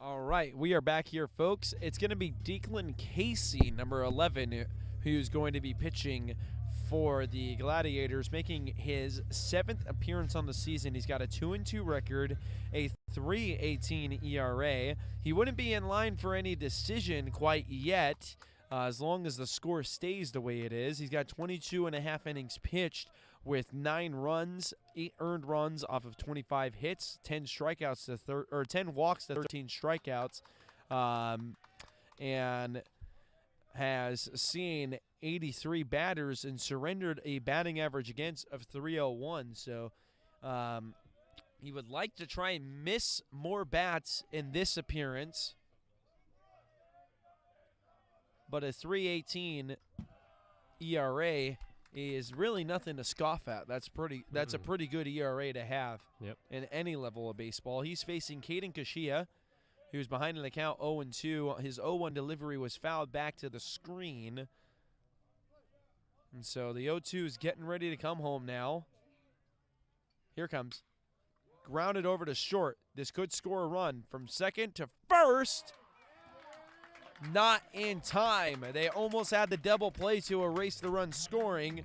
The Renegades will score. That tying run being Stewart. Yeah, very big. I mean, the speed came in clutch there. Running that out is huge because, I mean, you have first and third with only one out. You can't result in double play. You've got to score, especially down one. With, I mean, the Renegades are known for their bats. They know they can put a run across the board, so Kashia's speed just saved him there. Yeah, and so now the Renegades have evened this game up. The only thing that really is separating the Renegades from the Gladiators now is just one team error. 6 team hits for both teams and 3 runs scored, and it's about as even as it gets. Medina ahead 1-0. Yeah, Declan working very quick. He's either picking off Kashia or, getting the sign, looking at, engaging with the hitter and throwing it quick out of the stretch. So not looking to make the hitters uncomfortable and make them not, work into the box. He wants them to be feeling a little bit odd while they're stepping into the batter's box.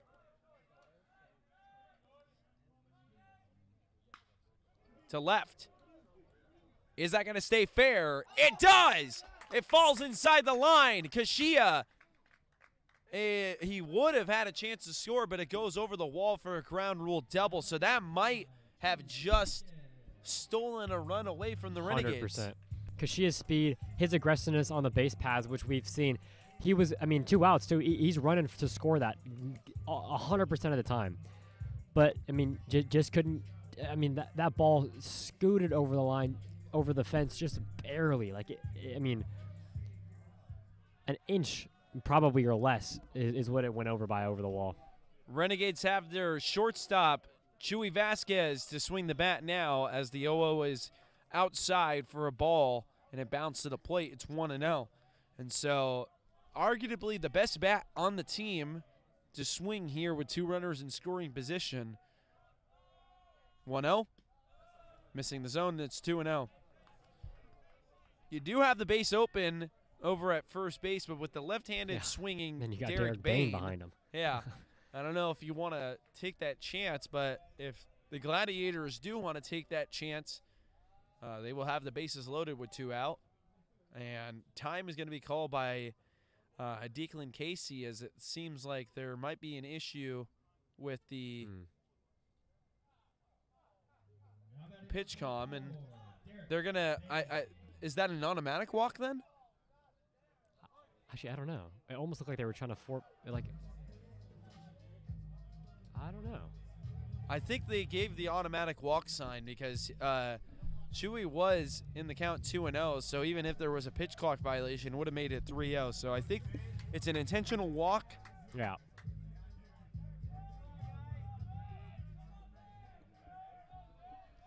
And so they will utilize the open base and force Derek Bane to break this game wide open for the Renegades, and he has a chance here. Yep, this is exactly where he wants to be.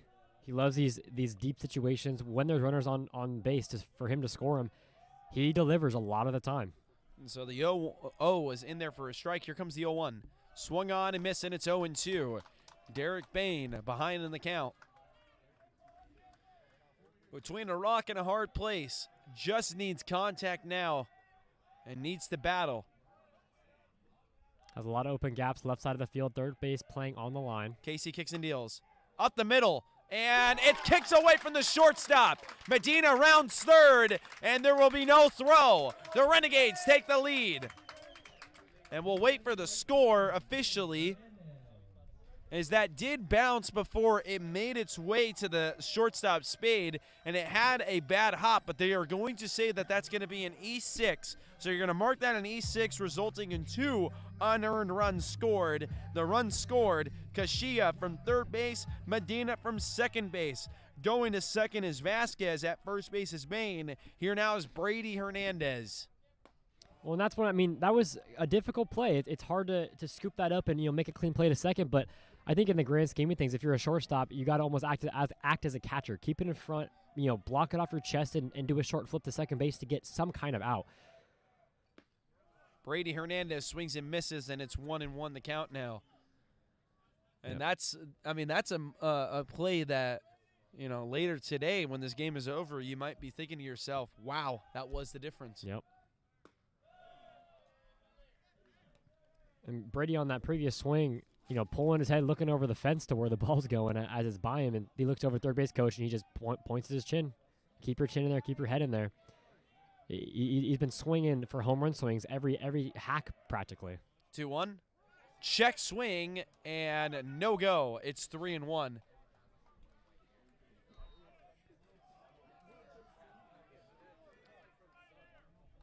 To follow up, Brady Hernandez would be Canberra. Canberra would be the 9th hitter to come to the plate if he has the opportunity. 3-1 coming home. Fouled off to the left side, and we have a full count again. Head still popping up, too. It's going to be one of the biggest things he's going to have to focus on, in practices and working on private sessions. It's just going to be keeping his head down, keeping it still through the at-bat, because once your head flies open, your whole body's flying open. Your outside pitches become impossible to touch. 3-2 coming home. Runners go, and it's swung on and missed there by Brady Hernandez. It'll be the second time he sat down on strikes, but the Renegades do strike back with 3 runs of their own, following up the 3-run third inning from the Gladiators to put them back in the lead by 2 runs. And it'll be 5-3 with 7 team hits for the Renegades and an error, 5 runs scored. For the Gladiators, 6 team hits, 3 runs scored, and an error. We are through 4, and in 30 seconds, we will begin the 5th.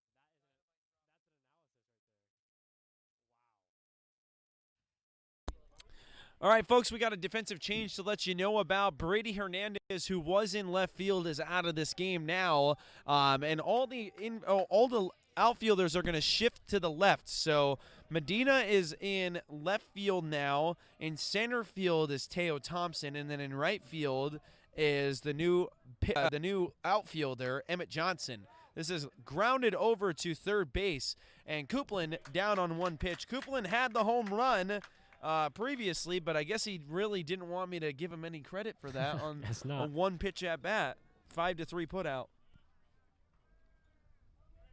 That was the biggest swing in the bat and still is for the Gladiators thus far. And here now is Shepard. Shepard is 0 for 1 with a backwards K, but was hit by a pitch in his first opportunity.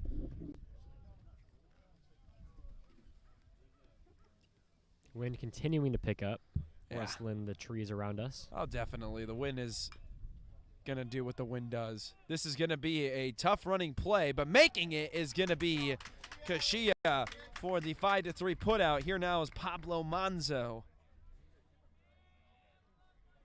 And so quickly here, the top of the fifth is progressing. Yep. I like their approach, though. Coming out early, their previous at-bats for Chabot were very long, grueling, and, I mean, they would win them in the third inning. They won those at-bats and ended up putting up 3 on the board. But now, new inning, new approach. This is popped up. Canberra in foul territory, doing the pop-up dance, and he's going to drop it. And, I mean, again, we always say it. No fly ball is an easy routine play here, especially with the Winds doing what they do. Yeah. And you see it, the home team, the Renegades, even struggling with it from time to time. Mm-hmm.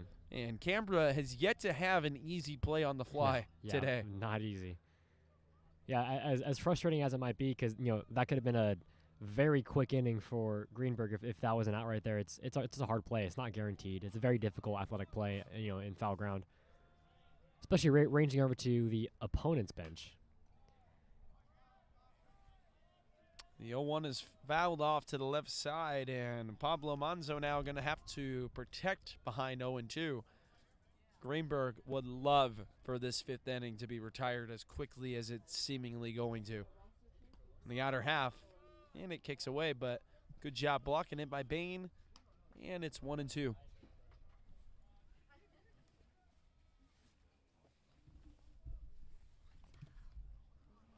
And so Greenberg with the 1-2 delivery, getting ready to come home. Here it comes. Up and very up, elevator style.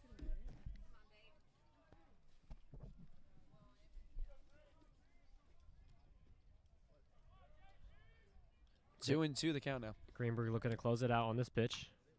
Lined, home run distance, and foul. Wow. That actually hit the top of the batting cage, but I mean that's kind of impressive because there's a lot of holes in the top of that batting cage. It's just support beams, so it's kind of funny. And Pablo Manzo a little out in front of that off-speed pitch, and the 2-2 is outside for ball and 3-2. If he stays back on it and just does everything else the way that he did on that swing, it's a 5-4 game. Yep, 100%. So Greenberg looking to put him away. 3-2. Up the middle, and that was absolutely roped. Oh, my goodness. What a single there. I mean, honestly, that whole at-bat, it looked like he knew what pitch was coming. On the off-speed, he was just a little bit early, but didn't look too uncomfortable. And then on that swing, that looked like it was BP. Yeah, and it's good for Pablo Manzo, who struck out and grounded into a 6-3 in his last 2 opportunities. He was batting at 220 prior to beginning play today. This is lined to the right side. It's down for extra bases. Pablo Manzo rounds around second, is going to get stopped at third. And on the play,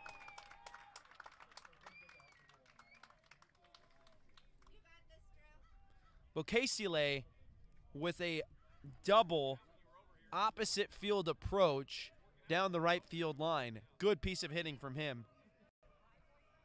Yeah, it's turned into practically a 5-pitch inning for Greenberg if that ball gets caught in foul territory. And now you got to work out of a jam. You're second and third with, I mean, the the hitter up to bat that can take the lead for Chabot. Spade over to Chewy Vasquez, and from Vasquez to Canberra for the 6-3 putout.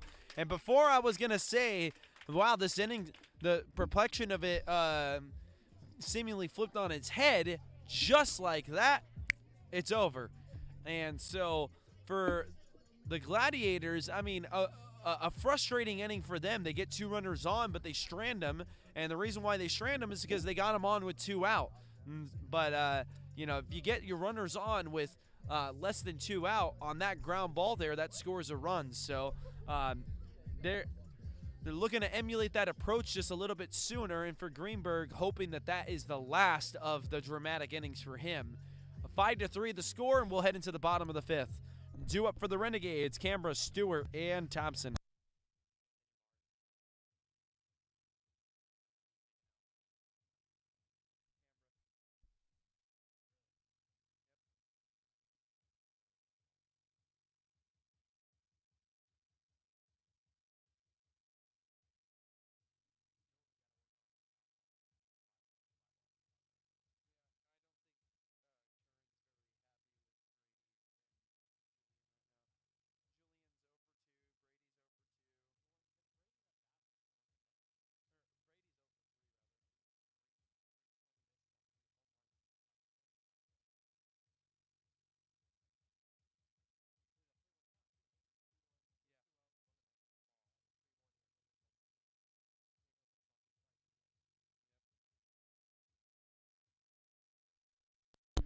So Canberra's spot was due up, but Anthony Mares is going to get the bat to swing it here for the Renegades in the bottom end of the 5th inning. And Coach Curran looking to try and change up the order a little bit for the Renegades and get a couple of different looks. Mares coming in today batting under the Mendoza line, actually hitting the lowest out of the rest of the team with a 63 batting average.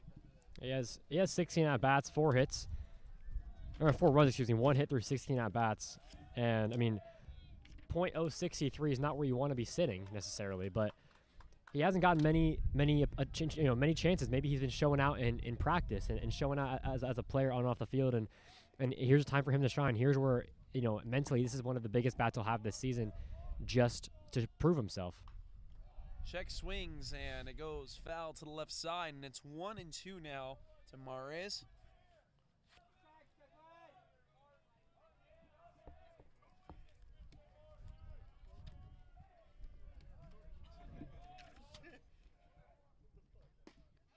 And in there, strike 3 called.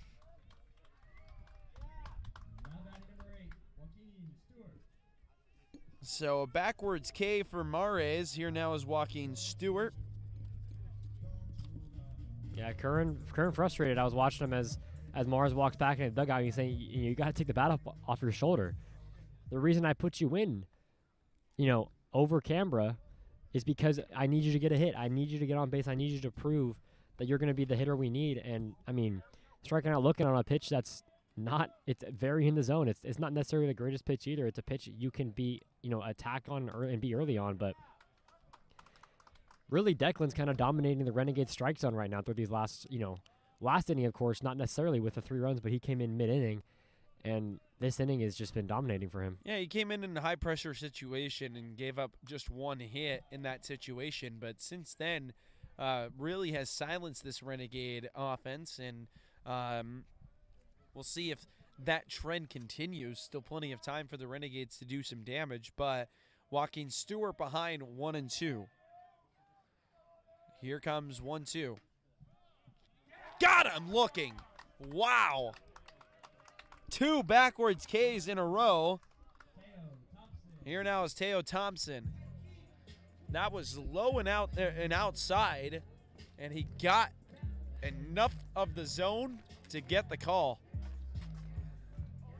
So Casey with back-to-back strikeouts. He's gotten 3 strikeouts in a row. Going back to the bottom of the 4th inning where he struck out Hernandez to end that inning and has followed it up with 2 straight strikeouts here in the bottom of the 5th inning. Here now is Teo Thompson. And I got to say also, the catcher, Winchell, is doing a good job framing him, too. Oh, very good. There's a lot of synergy here between pitcher and catcher.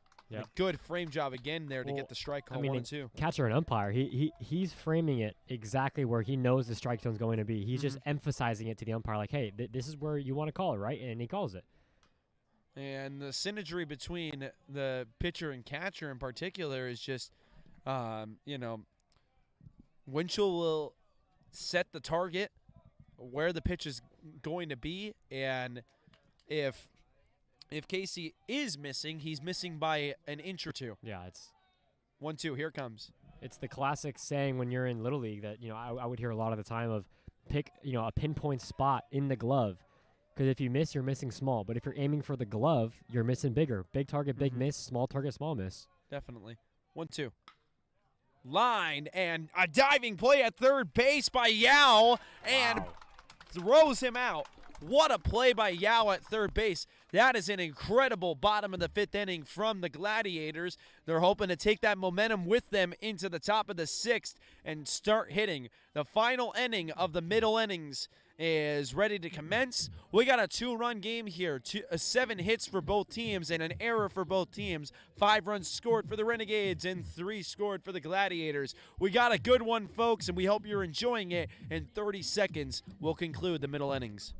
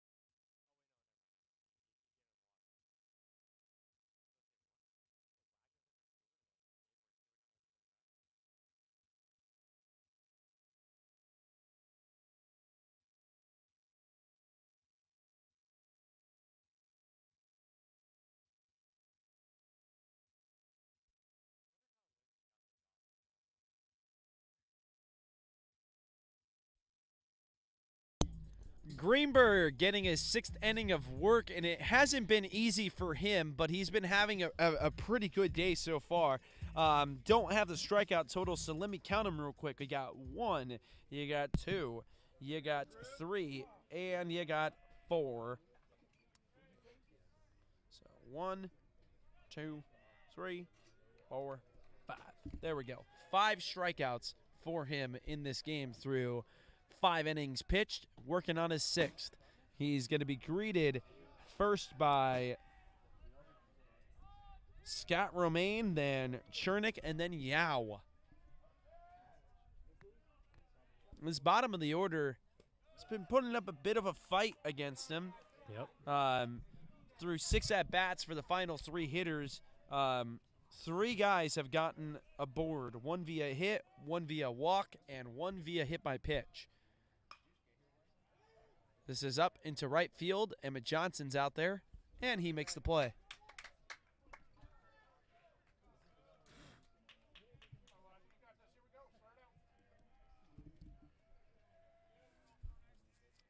Chernick up to hit now. He's 0 for 1. He's walked and struck out in this game. So he's gotten the worst possible outcome, and then he's gotten the worst best possible outcome. Yep.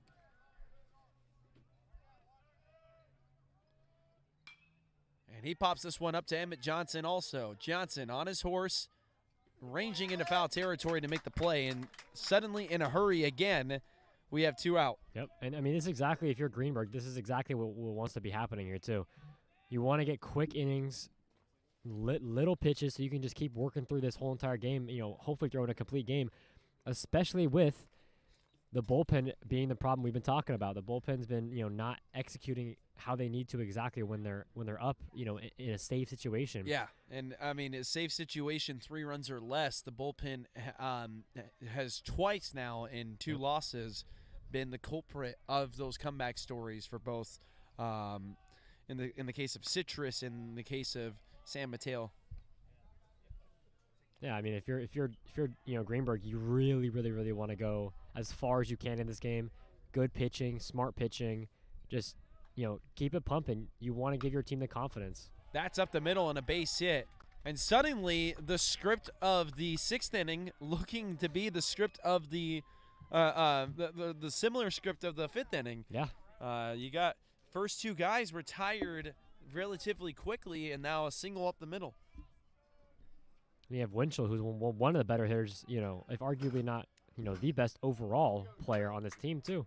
2 for 3 today with 2 singles, and then he struck out in his last opportunity. He fouls that 0-0 delivery back to the screen. 0-1. It's a great off-speed pitch.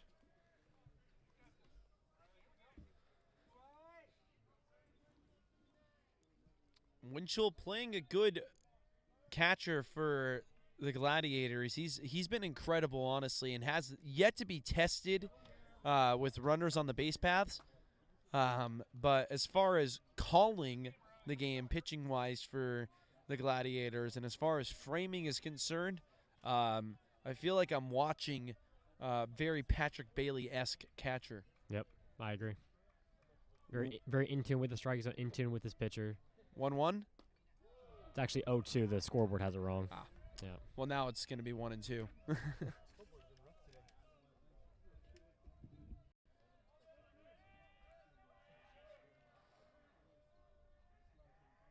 Winchell awaits the 1-2 from Greenberg. It's a fastball just up.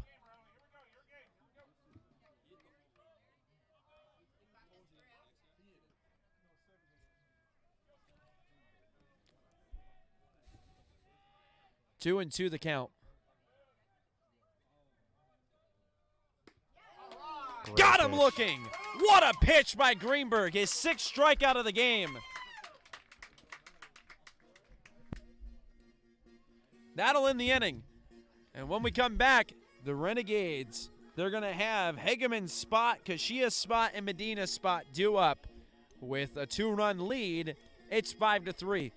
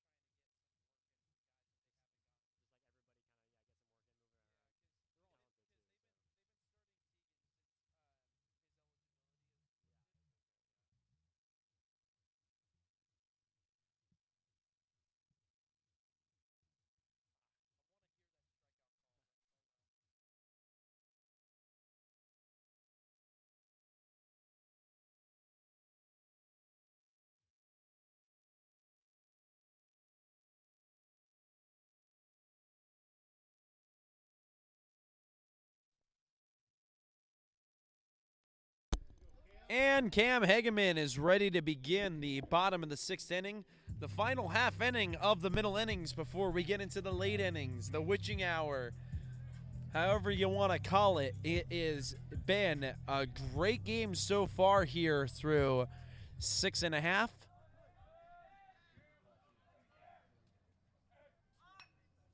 And that's going to go foul to the left side from Hageman on a bunt attempt. Super high bunt attempt, too. High fastball. Just was like, you know what? Let me try and bunt it. I mean, which I necessarily wouldn't be bunting too aggressively over at third base. Yao is a very good third baseman, as we've seen him flash his leather over there. Swung on and missed there. 0-2 the count now. Casey, a very deceptive breaking ball. Very. He's gotten a ton of Renegades to really swing at pitches that, in hindsight, weren't even close. That's going to be a 3-pitch strikeout of Cam Hageman. And so, I mean, the Gladiators seemingly making the pitching adjustment here and finding a soft spot in these Renegade bats to keep them quiet. Yeah, I mean, and 84 over the plate isn't something they haven't seen and isn't something they can't hit, but that's to left, medium depth, my goodness, hello, medium depth. And it's going to be made in left field by Scott Romaine in the second out of the inning. Yeah, I mean, the 84 over the plate isn't something the Renegades can't hit. That's a very, easy pace for them, but I think the biggest thing, like you just said, partner, is the off speed. His off speed so deceptive that half of our hitters are thinking about, well, I got to sit on it, I got to adjust to it. And then when they're overthinking in their head, here comes a fastball over the plate and everyone's behind. Yeah, definitely. And I mean, again, that just goes down to the catcher Winchell, who is seeing that and is making that adjustment now with Casey, who is locating pitches really well. This is into the gap. It could be trouble, but making the play in left field is Scott Romaine to end the inning. So the Renegades retired quickly here in the bottom end of the 6th, and the middle innings are done and over with. We are in the witching hour now as we head into the top of the 7th. It is 5-3, 7 hits for both teams, 1 error for both teams, 5 runs scored for the Renegades, 3 for the Gladiators. We'll be back in 30 seconds after this break.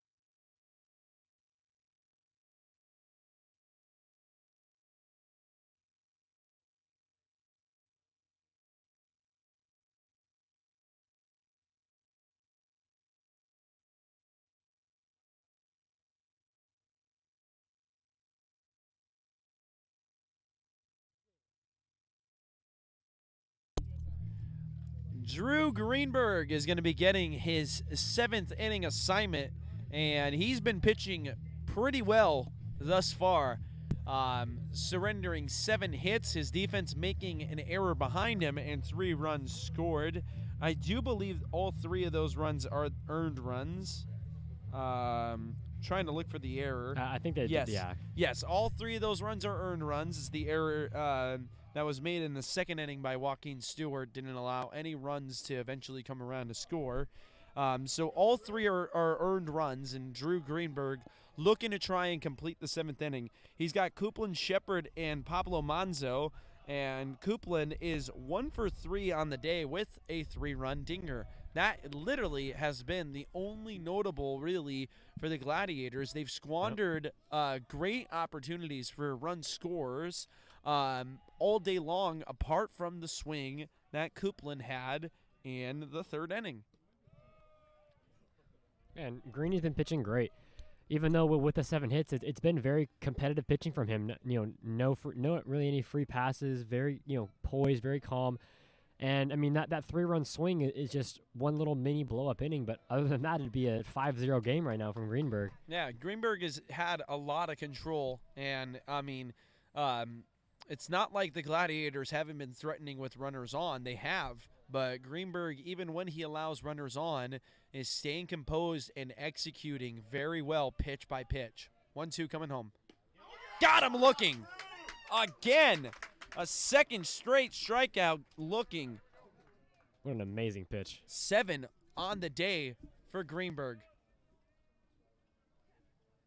Here now is Shepard. Shepard is 0 for 2 with a hit by pitch, a backwards K, and a 5-3. Takes on the outer half, and it's 1-0. Shepard's pitch selection has really been well so far today. He's been getting some deep counts. just yet to really, and As you say that. As I say that, he has a swing that he would really want one back from, 1-1, but has yet to really show up with the bat. Yeah. With an opportunity here to do so, though. Swung on and missed, and it's 1-2. That looked like a wiffle ball pitch. Yeah.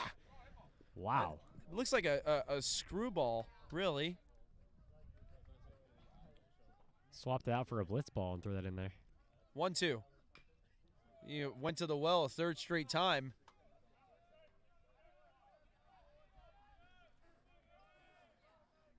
I mean, this is incredible. Yeah. 1-2, getting ready to come home again.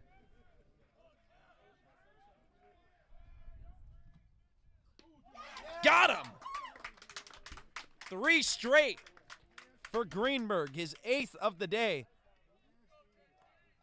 He is pitching incredible right now. I mean, he's in a groove. I thought that was going to be a fastball with a lot of off-speed pitches thrown in that same at-bat, and Shep finally kind of catching up to it with the foul ball. Runs it again, which I bet Shepard was thinking, well, he's got to challenge me now. It's been long enough of only off-speeds. Throw me a fastball. Went to the well again, threw it low and outside, got him on an uncompetitive swing.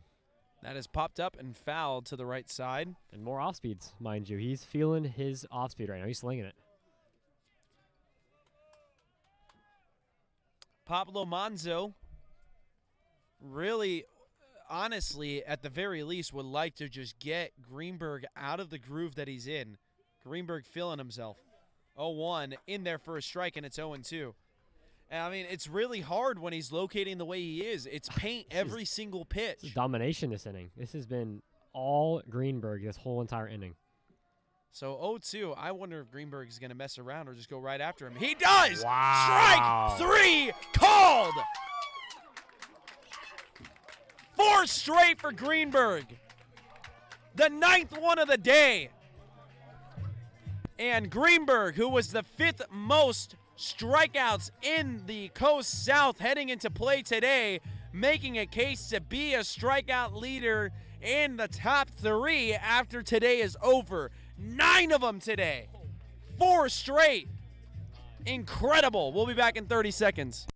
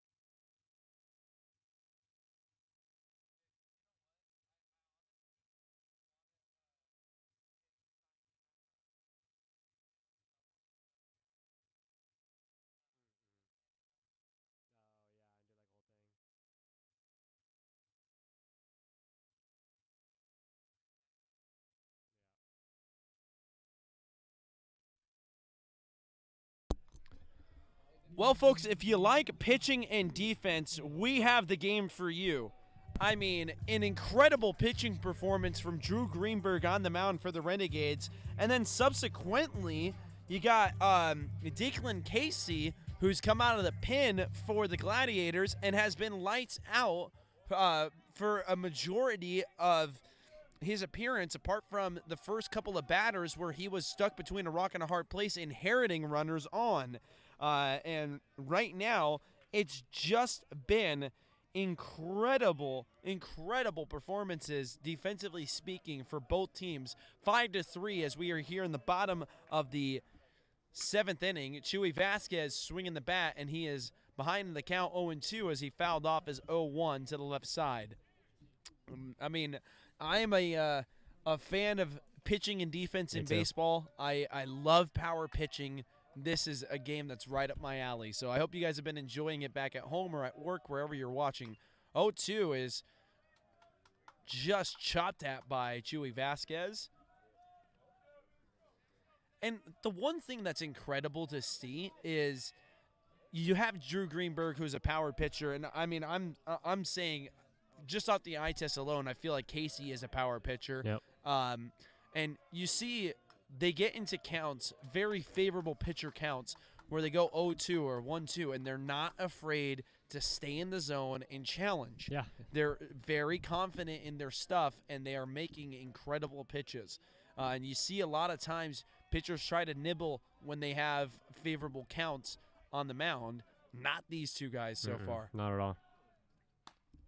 Strike 3 called. I mean, case in point. Yep.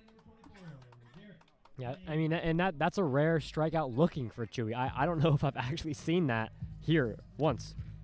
I'm going to have to go back in the scorebook and look. I just know Vasquez is he's a contact hitter, and every strikeout he has is either swinging, and that's it. He'll foul off any pitch he sees or ground out, whatever it is, but I'll go back and look during the break, and we'll get you an update on that. Derek Baines swings and misses at his 0-0, and it's 0-1. Yeah, it's very rare to see a looking strikeout from Chewy, and he was frustrated with that call, too. He didn't like it. Grounded over to second base. From 4-3, they go for the putout.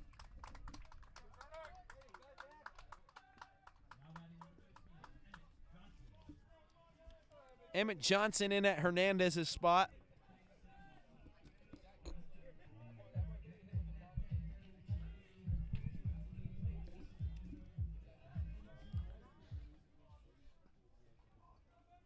The 0-0 in there for a strike. Oh, no. Pump fake. Pump fake. Turn, look to the right, and ball. Yep.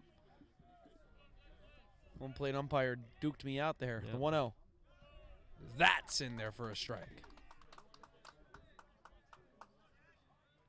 Emmett Johnson wearing the number 13. Funny enough, the 13th is the birth date of both of my parents. April 13th for my mom, and then actually, I'm so sorry. It's 13th for my mom, 12th for my dad, but my dad wore 13. That was the link. I butchered that. That's going to end the inning. So I'll get you guys the look of Vasquez as far as strikeouts are concerned and what I've recorded in my scorebook. And we are 1/3 of the way through the witching hour. We're heading into the 8th inning, and it is 5-3. And for Drew Greenberg, his day is over, so we'll have a new pitcher for you after the break, and we'll be back in 30 seconds after this break.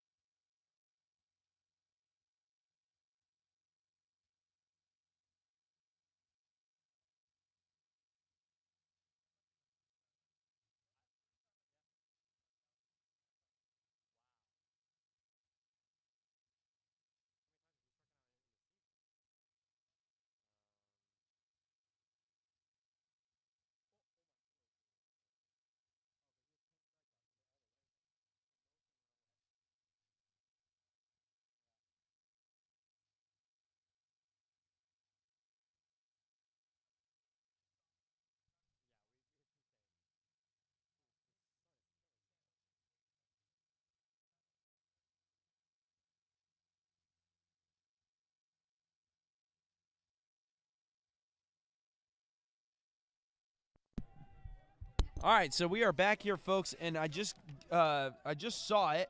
Vasquez, the last time I saw him strike out was against Napa Valley College. That was over 3 weeks ago. And so that's going to be line to the left side, and it's going to be a base hit. And keep in mind, we haven't seen him strike out looking, I believe. No, the last strikeout was Napa, and that was swinging. So, I mean, Chewy is an amazing hitter at the plate. But Casey Lay is going to have a first pitch base hit, and that was before I even had a chance to mention the new pitcher, Ben Thompson. It's going to be his 6th appearance on the season. This is a bunt. Chernick is on deck. Chernick is on deck. Who's 0 for 2 with a walk. 2-1 the count. And thank you for the correction there, partner. Here comes home. Popped up, but it's going to be out of play. That thing was hit a mile into the sky. Wow. Well, Thompson, one of the harder throwers on this team, he's reaching 91, 92 on the mound. Maybe that speed can carry him through some whiffs over here from Chabot. I mean, just jam him. It's hard to get your bat to it if it's 92 up and in your hands. Swung on and missed.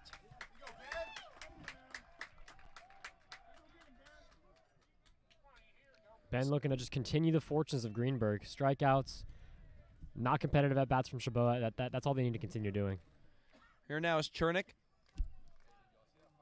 As I mentioned before, he's 0 for 2 with a walk, a strikeout, and a flyout.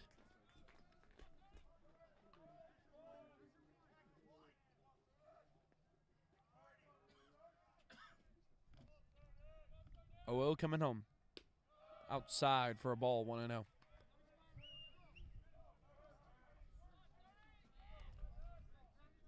The Renegades 5 outs away. Actually, 4 outs away, rather. I know math. I passed first grade. That's grounded over to Chuy Vasquez. He's going to go to third, and I'm not sure why he did that. Interesting. There are 2 out in the inning, and if he goes to first base, the inning's over. Wow, that you might have to mark that an error then.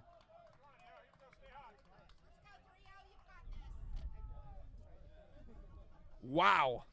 Big mental miscue for sure. I mean, Chuy probably saw him running because he assumed it was 1 out the whole inning. Probably saw him running, was like, oh, this is a free out at third. And then I bet his mind was like, well, why isn't Caden covering third?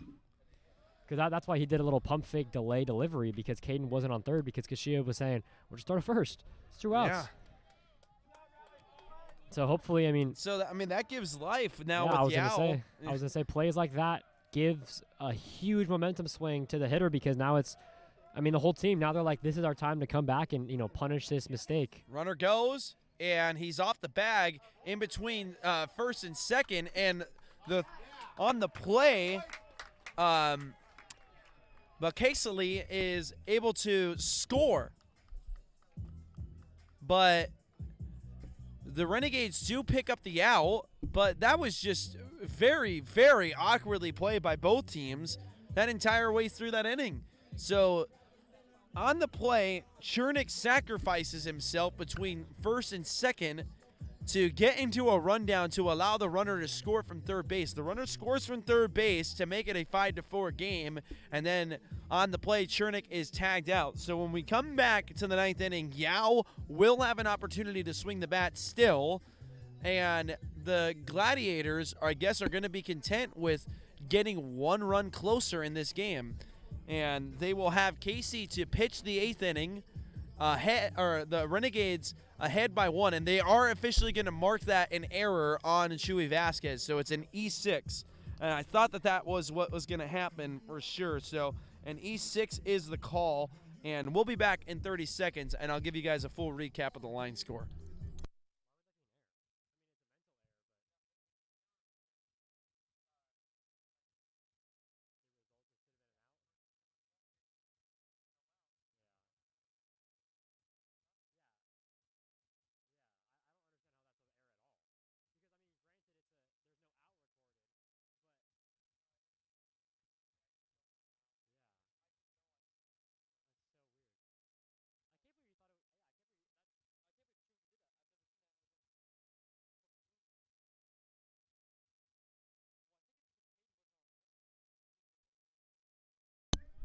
All right, folks, so line score update with you for as we head into the bottom end of the 8th inning. Anthony Mara is ready to swing the bat. 7 hits for the Renegades, 2 team errors. The E6 was recorded by Chuy Vasquez in the 8th inning, which later allowed the runner to come home and score with 2 out. and 5 runs scored for the Renegades, 1 error for the Gladiators, 8 hits to the tune of 4 runs scored. So it's going to be Mares, Stewart, and Thompson due up, and the Renegades would love to get that run back that they just had seemingly stolen from them. Or depending on how you look at it, they allowed to come around to score themselves. And so Mares fights that one off of him and finds a spot where nobody is for a leadoff single. And that is the first time a base runner will get aboard on Casey since the 4th inning. The Renegades' first base runner since the 4th inning. Wow. Here now is Joaquin Stewart. The Renegades got to protect this runner with everything they've got. In there for a strike on the outer half, and it's 0-1.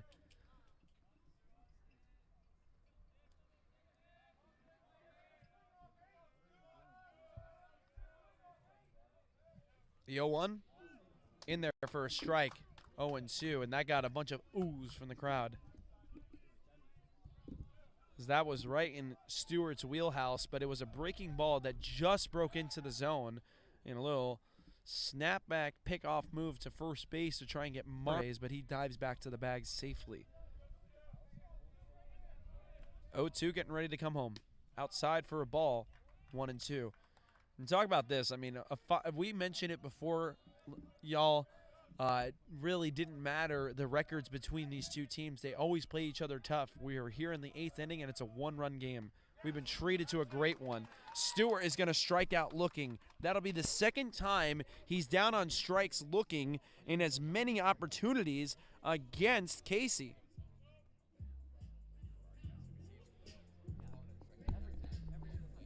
Here now is Teo Thompson.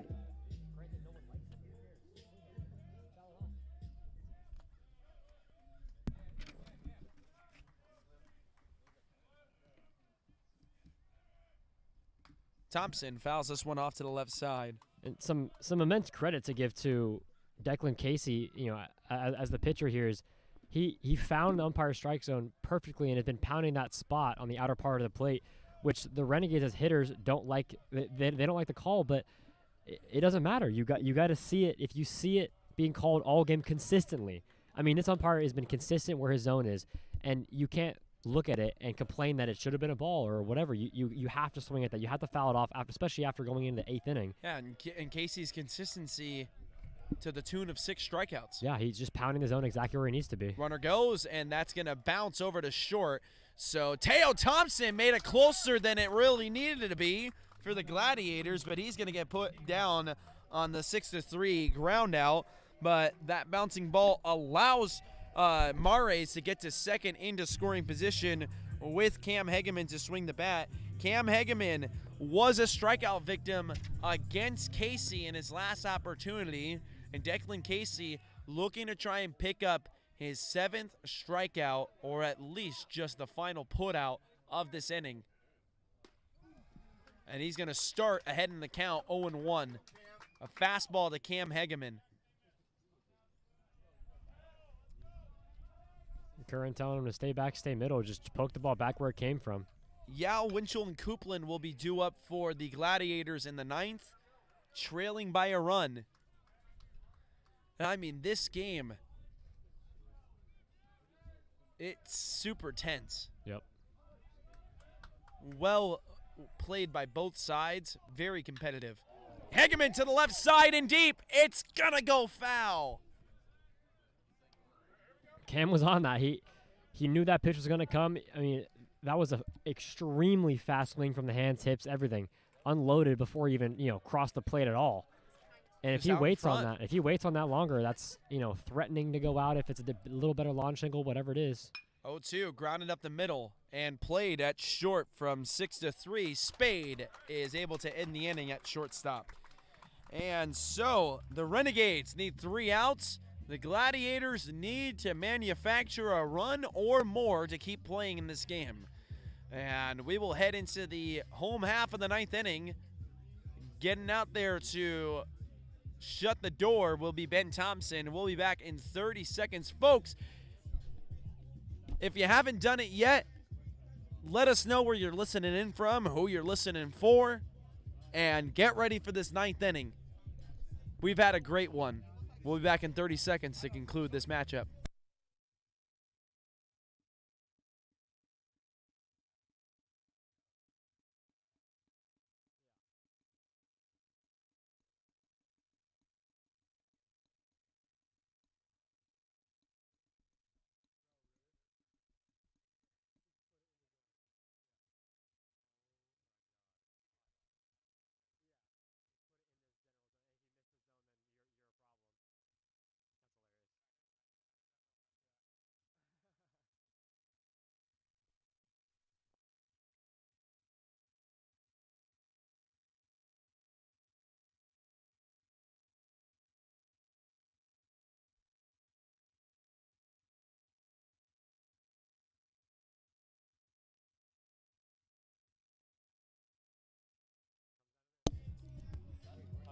Well, here we go, folks. This is it. The 9th inning, ready to go. It's going to be Yao, Winchell, and Copeland. Copeland was Copeland. the biggest swing of the bat for the Gladiators. Yep. He came up in this situation in the 3rd inning when Yao and Winchell were ahead of him in the order, 1, 2, 3, and it's delivered with a 3-run homer. And so for the Gladiators, this is where they want to be. This is where they feel the most comfortable, at least down by a run. This is where they feel like they can push across a run.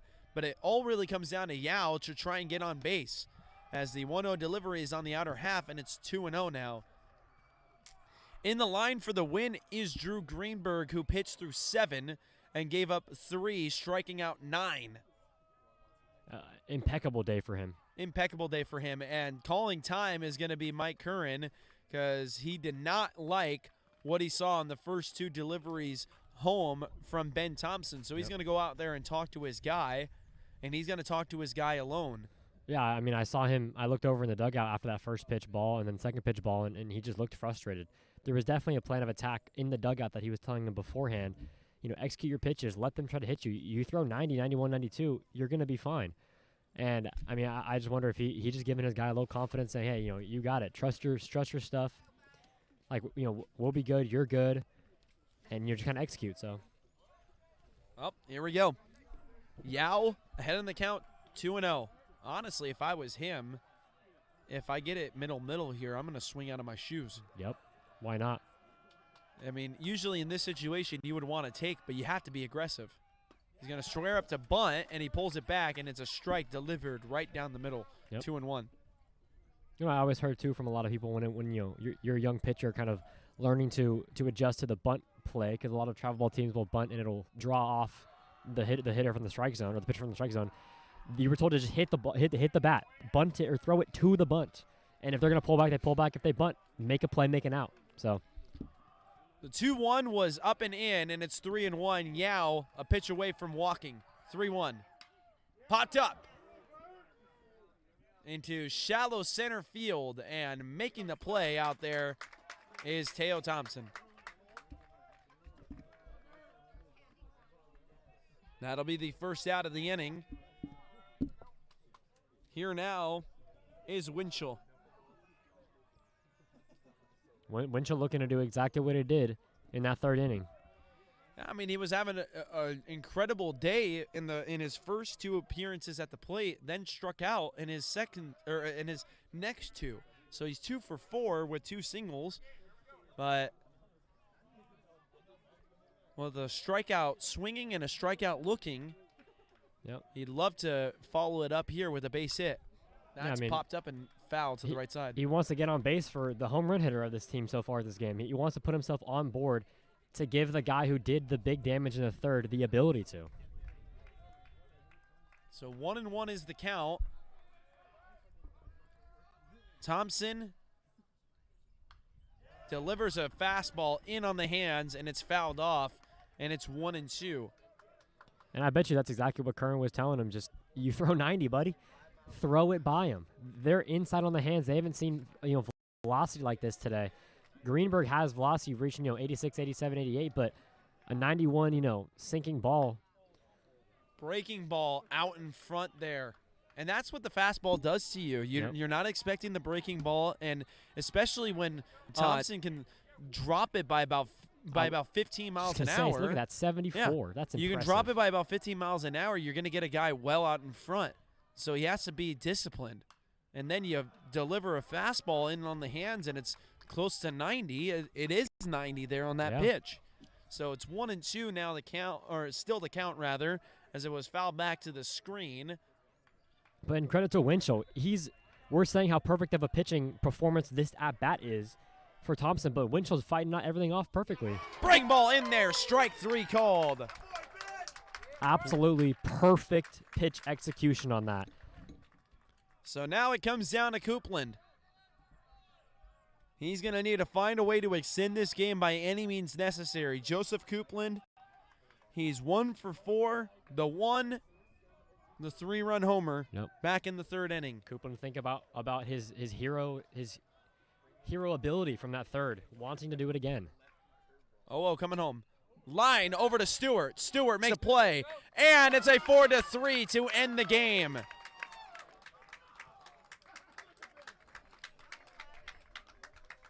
And folks, this game was every last bit of dramatic baseball that we were hoping it was going to be. Yep. A incredible 5-4 victory for the Renegades, a 1-run game against Chabot College, and the Gladiators, who are still playing incredible baseball. They probably are getting a bit sick of hearing this. A spirited performance, but just not good enough today. But they are an incredible baseball team who plays very, very tough and is not afraid to get down and dirty with the best of them, and they proved it today. So that is a vote of confidence for them moving forward, as they do unfortunately drop to 5-14 on the schedule. Their next game happening at home against Kenyatta on Tuesday. For the Renegades, they win this game, and it was much needed for them after losing to San Mateo, the Bulldogs, yesterday by a 1-run margin. To be able to come home and win at a 1-run margin the very next day is an incredible testament to the resilience of a squad, and really, honestly, the ability to play together and to play team baseball. Today you saw it wasn't pretty, it wasn't perfect, but each guy trusting each other to put the Renegades in an advantageous spot all day long today to be able to win. And that's exactly what just happened. They won this game by a 1-run margin. It wasn't pretty, but it was done. Yeah, definitely not pretty. I mean, but this is kind of exactly what our beginning of the game point was. A starting pitcher like Greenberg, same thing as what Foley did in the last game when he won a complete game. You've just got to carry momentum and execute your pitches as a starter. And that's exactly what he did. He threw 7 innings, only giving up 3 runs on 1 swing of the bat, and then he ended with 4 strikeouts in a row. That is the best way to carry your team through to the back half of this game with the 8th and the 9th. And Thompson doing exactly what he was told to do. Execute your pitches. He only gave up 1 run in the 8th, which wasn't necessarily his fault either. And close it out, nice and simple at the very end. That last 9th inning was a perfect pitching performance from him. Yeah, and for Greenberg, he closes the book with 9 strikeouts on the day. And again, you see the starting pitching for the Renegades being the main story for them. They've been getting nothing but good starting pitching performances, especially here in the home schedule. We've yet to be disappointed by a starter. And especially today, where it wasn't necessarily easy, as we said, throughout the entirety of this game. It was earned every which way possible for the Renegades all day long today, and earned the hard way. And so a 1-run game, exactly what we hoped for, exactly what we wanted here on the Fremont campus.